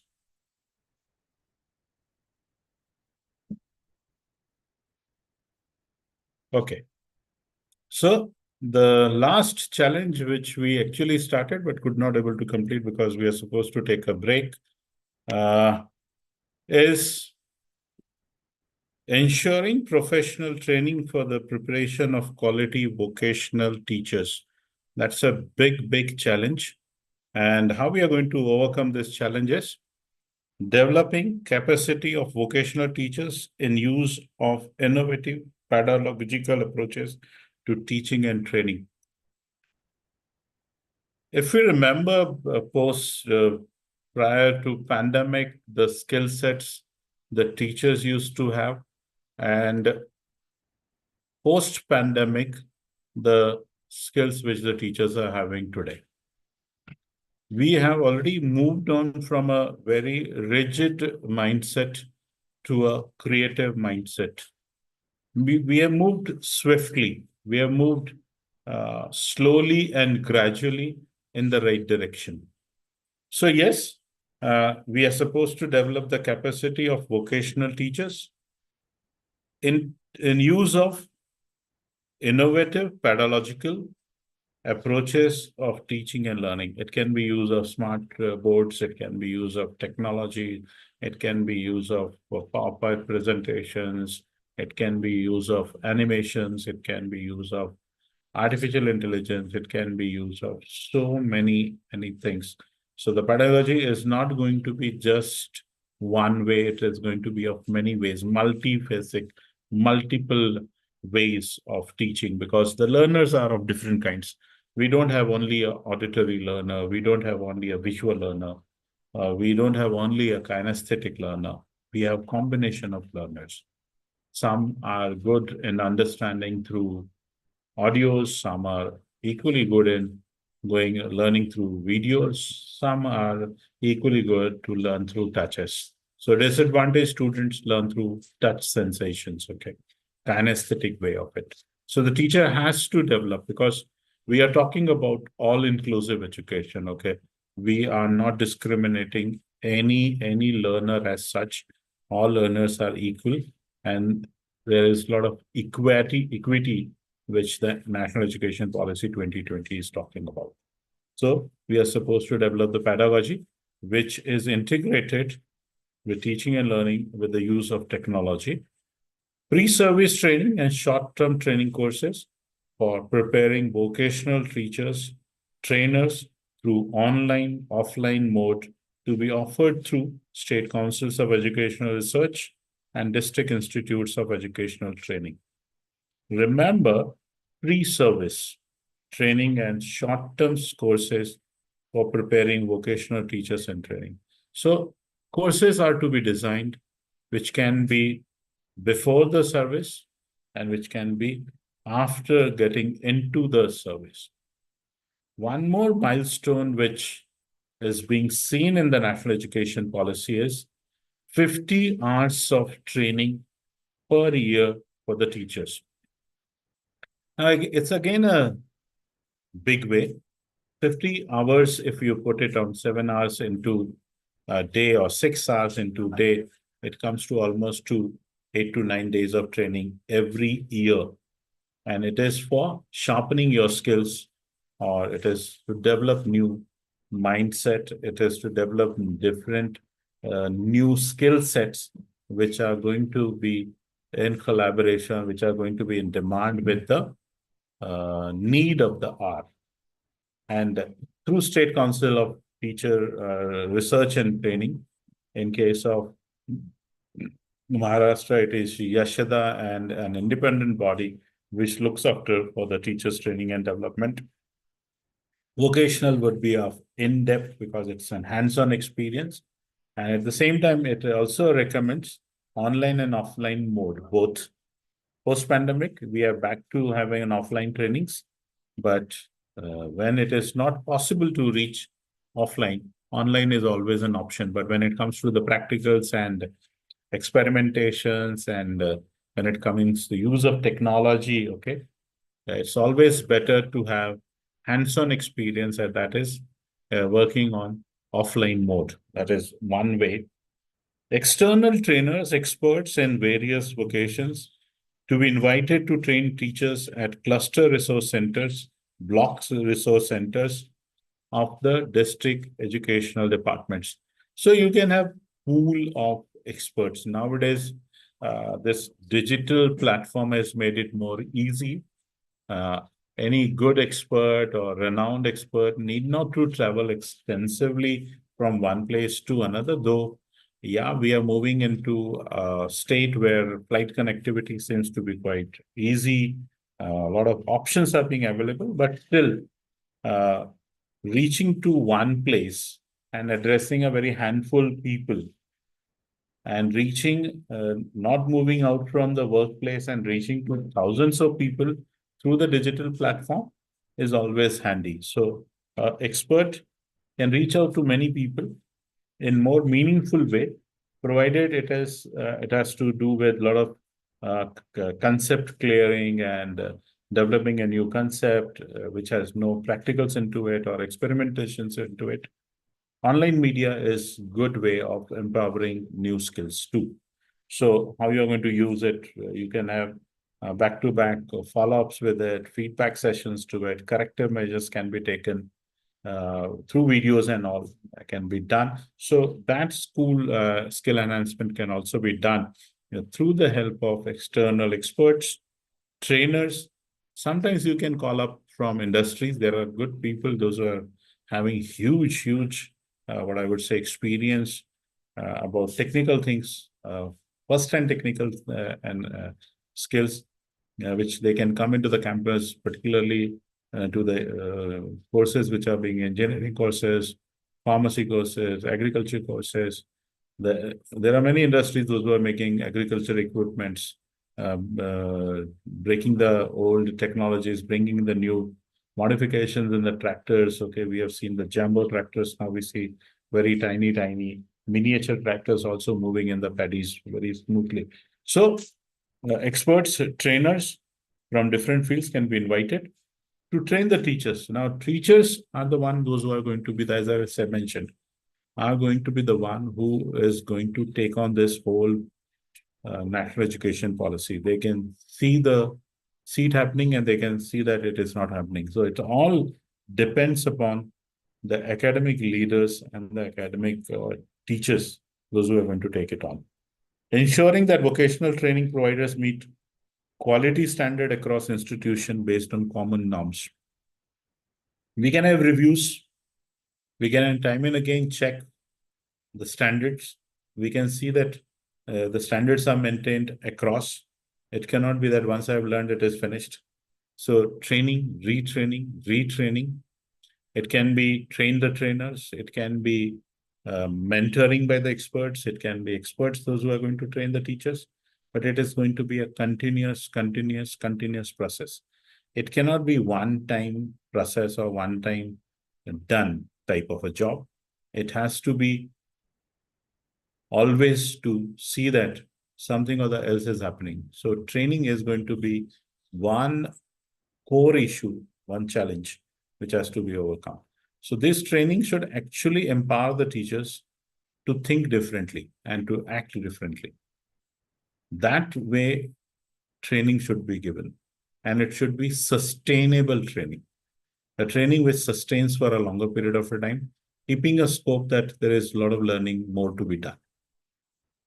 Keeping that inquisitiveness, keeping that jidnyasa burning inside of the teacher, that he or she wants to learn more so that he can give more to the students. Because in the digital world, when ChatGPT, Google, you have answers to almost everything, okay? So what's the role of the teacher? The teacher still has to play a very pivotal role, very significant role in guiding and facilitating, nurturing the child. Seeing that you are giving him the options, seeing that he, with all the wisdom in the world, chooses the best choice. There comes the role of a teacher. So teacher has a significant role, but it will happen only when the teacher is trained himself in the right spirit with all the sincerity into it. Then and then the students will learn. Otherwise, students will not learn. Students will go away rather than come close to the teacher. So teacher's role is very, very significant. Fostering innovation and training for the teachers through partnership between industries, academies here, and research institutions. Now, nobody keep themselves aloof from what is happening outside, because outside has its impact inside. So the inside, what I mean by the inside is the academia. The industries has its impact on the academia, no doubt about it. At the same time, the academia should have its impact outside outside. That means on the industry. So very close network, very close partnerships, very close understanding with the industries to know what is required in the industries, what is the level of technology they are expecting in the industries. Now it's a cutthroat competition. The market is driven, okay, on the aspirations of the customers, okay. Customers demand and you have to produce it. So the industry academia should also be always consciously in touch with the stakeholders, with the industries, and the training institute, research and development institutes, that what is the demand, what is they are asking for. The syllabuses are to be updated every quarterly in times if needed, 6 monthly, minimum yearly pakka, okay, because that is required. Okay, you can't go with old school of thought, okay, that okay, 3 years after we will change the syllabus, whereas the industry and the technology is changing overnight. What dramatic changes are happening in the surroundings, okay, whether it is construction industry, whether it is electronics, whether it is electrical, whether it is automobile, whether it is hydro energy, thermal, things are changing on a very, very rapid pace.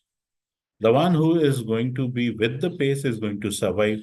The one who is not going to be with the pace, with the race, okay, I would say, is not going to survive. So it's going to be survival for the fittest. Now we are coming at the end of it, and we are going to take a quick summary of what we have done and the something which we can add on for definitely. When we talk about skill development, when we talk about in education, we talk about basically it refers to identify one's own skill gaps. As I mentioned it, yes, we are supposed to see what are the gaps. Is there any gap? And if there is a gap, what we are supposed to do to the gaps. And that has to be identified first before introducing any course, any technical or vocational course. We have to see what is the standard of the student at this point of a time. What is his readiness? What is his level of knowledge? What is his capability at this? What is his potential at this? What is his ability at this point of a time? And what the market is asking for, what the industries is asking for, what the research institutes are asking for. And if you are on ABCD and the industries is asking you SUPW, that means there is a gap. There's a huge gap. If we are on 1, 2, 3, 4, and industry is asking 8, 9, we still have a huge gap. We should be somewhere 7, 8, and industry is asking 8, 9. Perfectly fine. The gap is less. So analyzing that gap is crucial. Learning new skills is necessary. You can't go with the old skills, old skill sets to prove your creativity today. You will be outdated. You will be thrown out. You will not be in the race anymore. You will be thought as an old school of thought if you are not going to enhance your skills. So one has to learn new skills, improving existing skills, no doubt about it, because whatever we know today, we have to build on to something which we know to the something which we don't know. So knowing something is important. What we don't know will going to come based on what we know. So that is very, very crucial. So assessing your own position, that what you know and what you want to know. So that journey between what you know and what you want to know is what the skill development is asking for. So that journey has to be very well articulated, scripted, should be known to the learner. Okay, I have this set of skills, this base of knowledge. Now I want to move on. And 1, 2, 3, whatever the chronology is, definitely we have to see. Apart from the hard skills which we are talking about, we are supposed to equally see what sort of soft skills are there. Whether we ever talk about the soft skills is a big question, okay? We seldom talk about. We always talk about employability, and employability. But are we talking about the broad range of soft skills which are required? They are being taught in vocational institution. They have been taught in industries. I say about College of Engineering, the management institutions, MBAs, that too prestigious. That okay, if you want to be a successful businessman, if you want to be a successful manager or a leader, you need to have soft skills also. Now, when I talk about soft skills, these are such as communication skills. Do you have communication skills? The moment I ask communication skills, people generally think about, okay, yeah, I can speak and I can speak continuously. I'm doing it from last almost 2.5 hours now. Okay, so I'm doing it. That does not mean that I'm having a communication skill. It is just one reflective way of my communication skills, but communication skills are beyond that. Do I have listening skills? Do I have deeper listening skills? Do I have enough patience when somebody is speaking so that I can listen it properly? Or do I just listen at a peripheral level?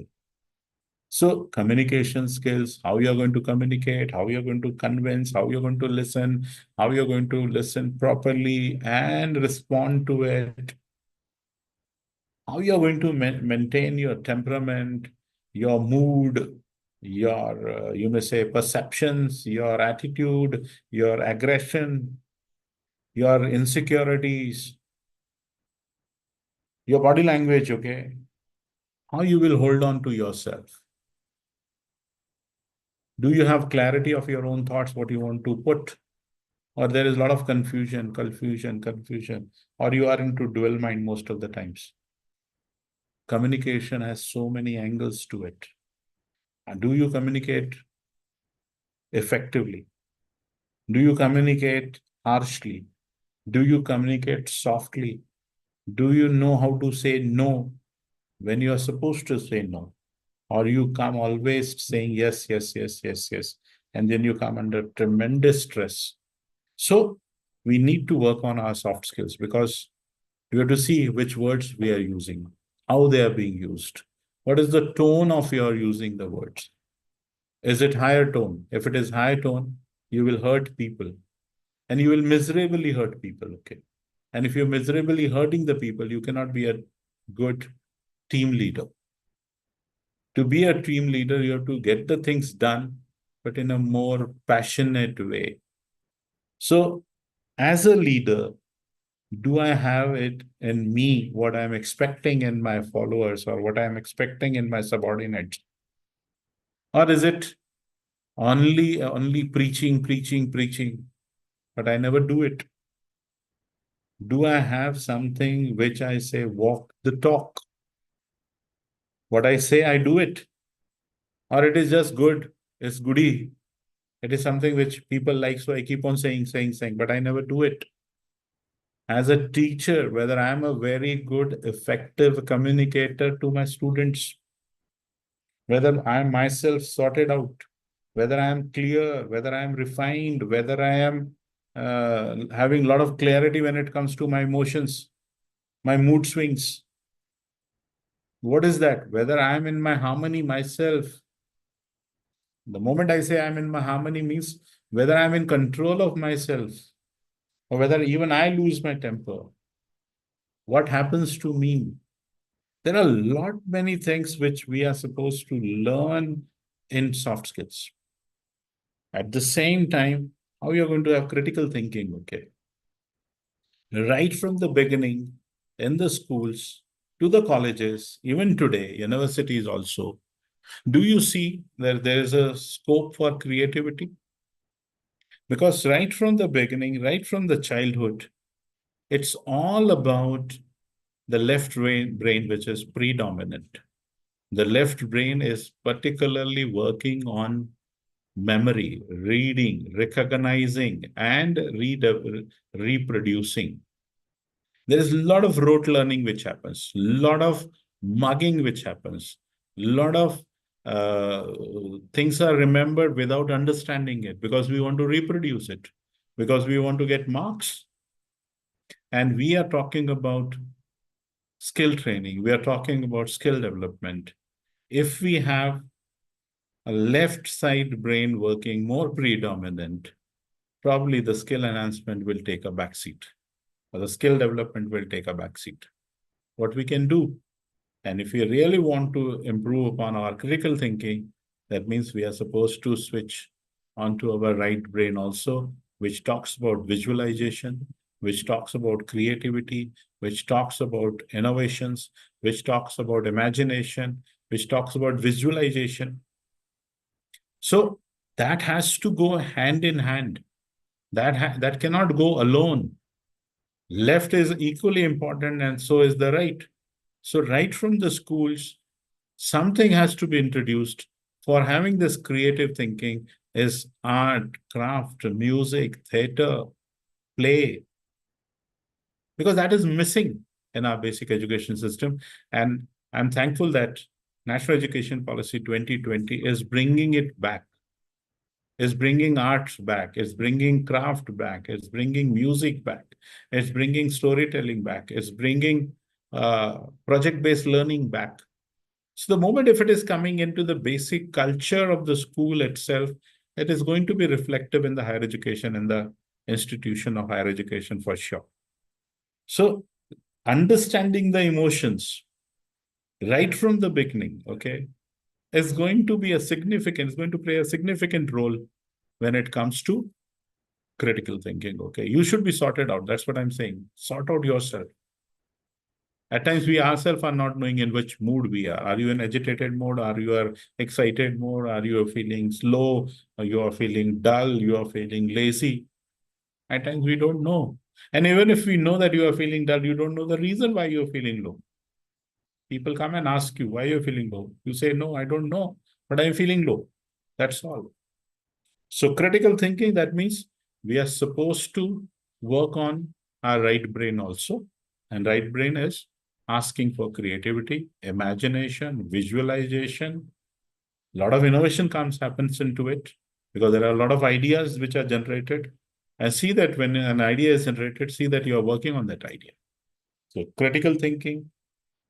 We have to work on the teamwork. That's another soft skill which needs a lot of, you may say, patience, lot of efforts which are to be made, because teamwork is how you will understand other, whether you can understand other person competencies, and if you understand whether you respect that competencies, whether you acknowledge that competencies, whether you appreciate that competency, whether you accept the leadership as it comes, whether you accept somebody as your subordinate, somebody who is your superior, somebody who is a supervisor, somebody who is your mentor, somebody who is your guide. Teamwork. At times we are very good working individually, but when it comes to team, we are failures. Why? Because we have our egos, we have our own superiority complex. We have always that I have done it from IIT Mumbai, somebody says I've done it from IIT Guwahati, somebody says I've done it from IIT Kanpur, somebody says I've done it from Indore. Oh, if these are second grade, okay, I have done it some from the A1, A grade. Egos comes into it. And when egos comes, your creativity takes step back. You cannot be that creative because it's always your individual attitude. So attitude, having an attitude is not a problem, okay? But have it with a lot of gratitude.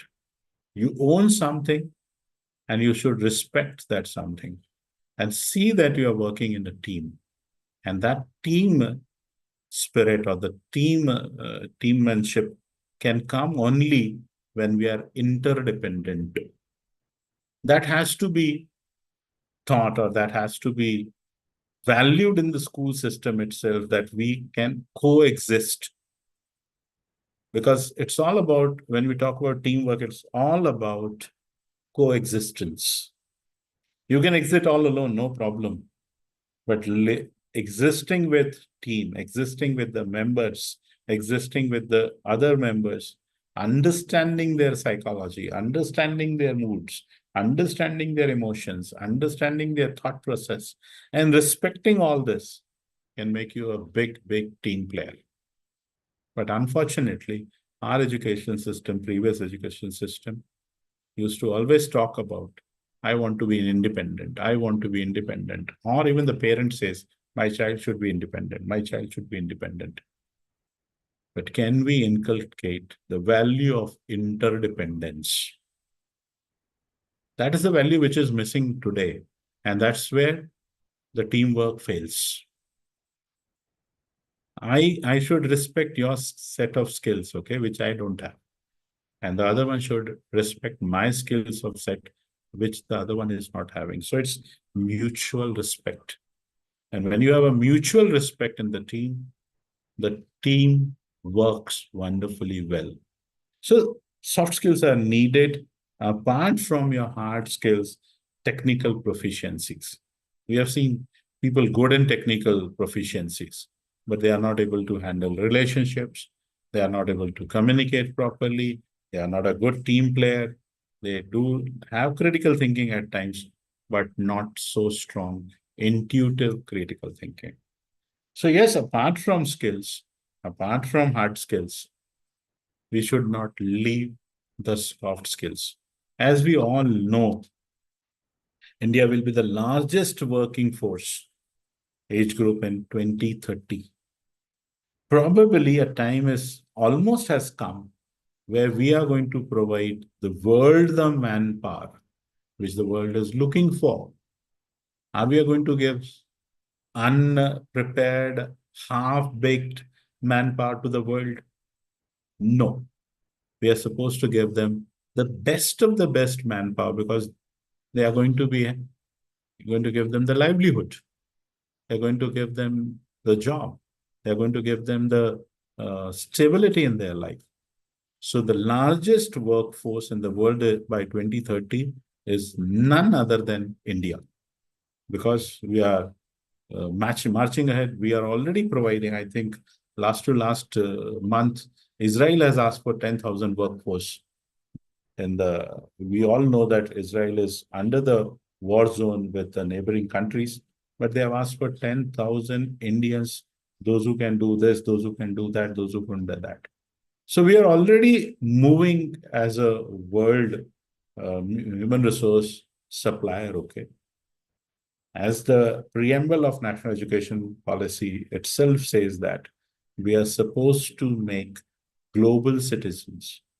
And this global citizen is going to be accommodative because we are going to move from culture to culture. We are going to see different sort of demographies, different upbringings. We are going to different cultures. So coexisting in them, working with them is going to play a very, very significant role. So there are going to be n numbers of opportunities of employment for this age group, and mere academic education may not suffice the purpose. Only academic that I have done MTech, I have done BTech, I have done MBA, I have done this. But you need to have skill proficiency also. You need to have skills also, which are market driven, market demanded, and market needed. That is going to make a huge, huge impact. At the same time, we are supposed to feel proud of our demographic dividend. Is essential to equip the young generation with skills of various trades. The beauty of India is that we have 3 seasons, 4 seasons. Okay, we have winter, we have summer, we have what I would say uh, other seasons also, and different demography. So we can prepare ourselves from different skill sets. And this demography, it equally gives us different tastes of food, different agriculture background, different, so many things. Industries are being based on that. So our person who is an Indian by this has advantages of moving into different demographies, which matches the other nations also. So we are to see that the talent skill gap should not exist. Even if it exists, it should not be significant. And it should see that the employability scenario is healthy scenario. Okay. Industries should come and pick up. A lot of placements should happen in-house, should happen in campus rather than outside the campus would be a healthy sign. And then we can say that, yes, that skill development initiative has made a significant impact. And because of the gaps, the industries find they are not able to find the suitable recruits, talent, and expectations are at times are what I would say failed. We need to see that we are matching to the expectations which the industry is expecting, and there should be lesser and lesser job gaps or skill gaps. NEP 2020 will help bridging the gap, providing students with industry relevant skills so as to make them future ready professionals. As I've already mentioned, it should be future ready. It should not be that they go to the industry and in the industry is putting a lot of time and money to retrain them. Employability of the students will have to be addressed in planned and futuristic vision. See what the future is. See that what future holds, what future needs. We can't go 10 years back. No, we are supposed to be 10 years ahead. Our degrees should envision what is going to happen after 4 years of completion. What is going to be the scenario? It should be all futuristic vision. NEP 2020 has advocated for the integration in all education institution. As we know, that is what is to be done. We can't go in hard separations. We are supposed to bring into the mainstream. Vocational education has to come, as I already mentioned. Then in most of the degree courses, 1 semester is going to completely go for an internship, or it is going to go for an internship. So students have to come up with that mindset that they are supposed to work on workplace. If somebody is going for an MSW, he has to go and work with an NGO for 6 months. If somebody is going for a psychological master's degree or a graduate degree, he or she has to work in an extended clinic of a psychiatrist or a behavioral psychologist for six months to have hands-on experience. So as a teacher, I have to envision what type of internship or project I'm going to give to my child, to my student, so they are in demand in the market. Because ultimately, we all are working for what? That our student, our learner should become capable of earning his own bread and butter with not a lot of struggle, but with a lot of ease. And it is going to happen only when they have a particular set of skills. So that skill development aspect has to come up in a big way. And it is reality now that in schools, it is already being incorporated. Colleges, it's coming slowly and steadily, but it is going to come. Many of the private universities have already initiated it in their degree programs and in the master's program. So it is going to be an integral part of our futuristic education. That is what I wanted to say. It's 5:15, exact 5:15. Now the house is open for the questions, and you are most welcome to give your feedback in your chats, because that also matters for the person who is speaking. Okay. So you can definitely put it into your chat boxes for sure. See that it is being highlighted properly and it reaches to me, okay, in particular, so that it encourages me to come for some other lectures in the future too. So everyone is expected to give their feedback, okay? I try to be simple. I try to be more precise. I try to be as short as possible, because this topic is of a huge magnitude, okay? And it needs a lot of time. But yes, so everyone is welcome to give their feedback in the chat box.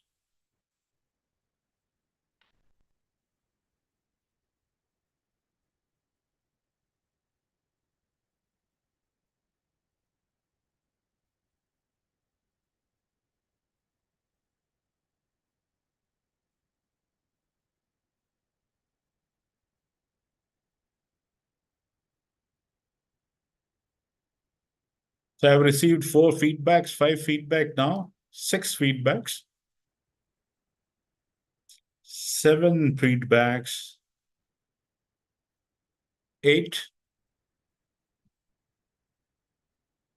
9 feedbacks, 10, 11, 12.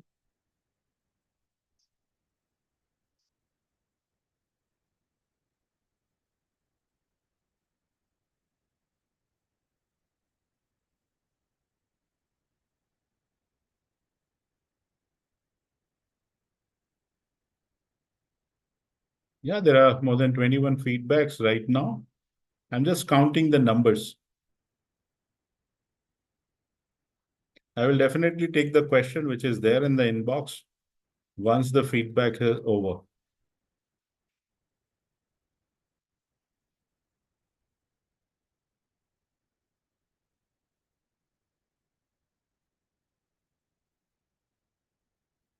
Yeah, I will share the PPT with the academic staff college for sure.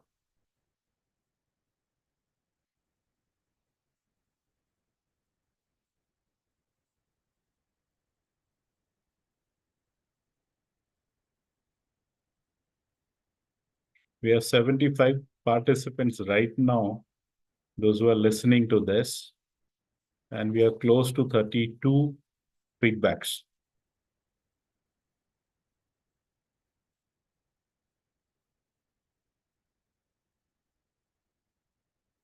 Perfect. Okay. Those who are still left can do it in 2 minutes so that I can move to the question.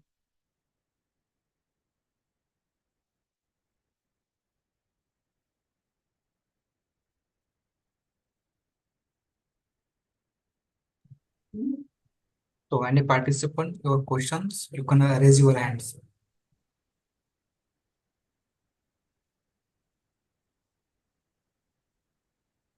There is one participant who has asked the question. So somebody says there are no questions as such. Fine enough.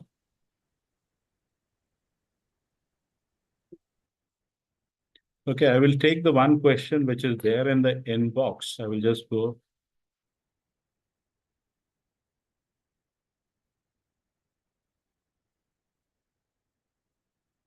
Somebody's asked, sir, please give more information on formation of incubation centers at the college. It has initiated at the university level right now, okay? And most probably it is going to come to the colleges also. But the initiative at this point of a time is with the universities only, not with the colleges. But yes, for the schools, it has already begun, as I've already mentioned. When it comes to the model schools, yes, it is initiated in shape of Atal Tinkling Lab and engineering colleges. It's all about innovation centers. Somebody has asked, Seema Kamble has asked, good evening, sir. I am from Fine Arts, Applied Arts and Crafts. So what is the provision of our faculty in NEP? Probably you are going to be the most beneficial faculty, okay, wherein, as I mentioned, the electives are going to be chosen apart from the proper academics, okay. So you are going to be in a great demand where an engineering student also wants to learn art and craft, okay.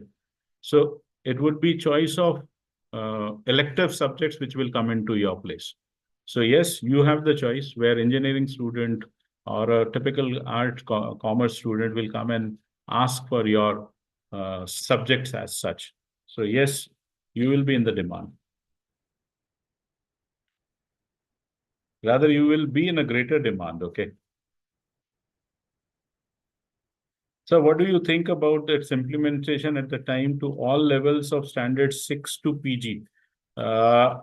Sixth, it is going to be as we all know that education is the subject matter with the state government. So universities have already started, autonomous university and the conventional universities have already started this aspect. Schools are in the phases. As I mentioned, it is going to happen in phase wise. So it's going to take complete decade. It's not going to be flooded at every level at this point of a time. It will happen 6, 7, 8, 9, 10, and then it will happen 11, 12. Wherever there are multiple entries, it will start from there. Is there any threat to faculty who teach PG students under NEP 2020? I would say it's not a threat, but I would definitely say that challenges are more. It's not only for the PG, it is equally challenges for the UG and even at the school level for the teachers, those who are teaching from 8th standard onwards. The challenges are because we are supposed to be up to date. We are supposed to be equipped with the latest, not only the information, but every aspect of our subject. See that how our subject is going to make an impact in the real life. So we are supposed to be always making our subject very much realistic with the real life. If we can do that, useful to the society, useful for the individual, useful for the community, and first for and all, useful the individual as a learner. What I'm going to gain, what I'm going to learn, subject history, how you're going to make it interesting, okay? How you can emphasize that history is something which we have to learn to see our present and to make our future. So without history, nothing is possible that way. Sometimes it's said, why to learn history? So you are supposed to propagate, you are supposed to make your subject interesting, make your subject value-based, make it so relevant for the present scenario. I think that is going to be a big way to overcome this challenge. No threat as such, okay? I would not say as a threat, I'm using it as a challenge. And we should always see the challenge, not as a threat. Threat becomes negative at times. Sir, in the era of AI, how the teachers can sustain its position and does NEP 20 impact the number of students complete graduation? AI is having its own impact, okay? AI is definitely going to facilitate. Take it as a facilitator, not take it as a competitor, okay? It will facilitate your learning. It is going to make it more things conceptualized, clear. Robots will never going to take place of teachers for sure. That is for 101%, because it's not possible to understand the emotions and the psychology of the students. Robots are going to be robots. So a student-teacher bond, which is primarily the asset of the teachers right from the beginning, is going to make a huge impact in Indian scenario. I don't know about the Western scenario, okay? But in Indian scenario, AI is going to have its impact, no doubt, but every era has its own impact, okay? Maybe a phase of 5 years, 6 years, something else will come up, okay? Something else will come up.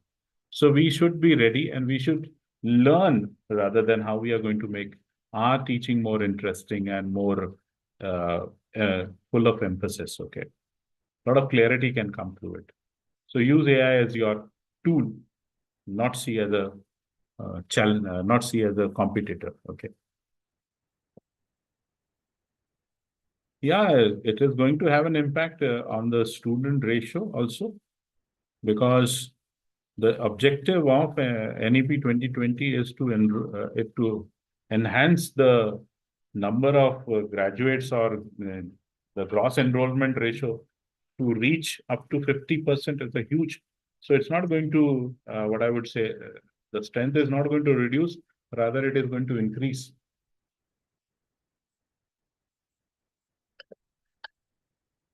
Because there are efforts by the government and all the machineries to enhance the gross enrollment ratio, which is 20% at this point of the time, 21% at this point of the time. So it's NEP is going to bring more number of students into mainstream education.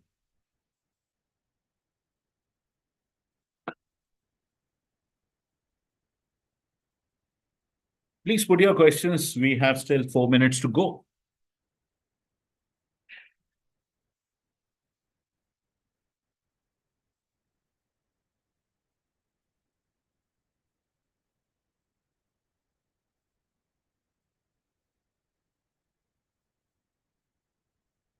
So thank you very much for your feedback and your questions. I hope I have tried my level best to give you the answers to the questions which have been put into the chat box. Thank you once again, the Malviya Mission for Teachers Training and the Academic Staff College, my good friend Rafe, and the Director Patil sir, and all the participants, those who have given a patient listening to it. Thank you very much.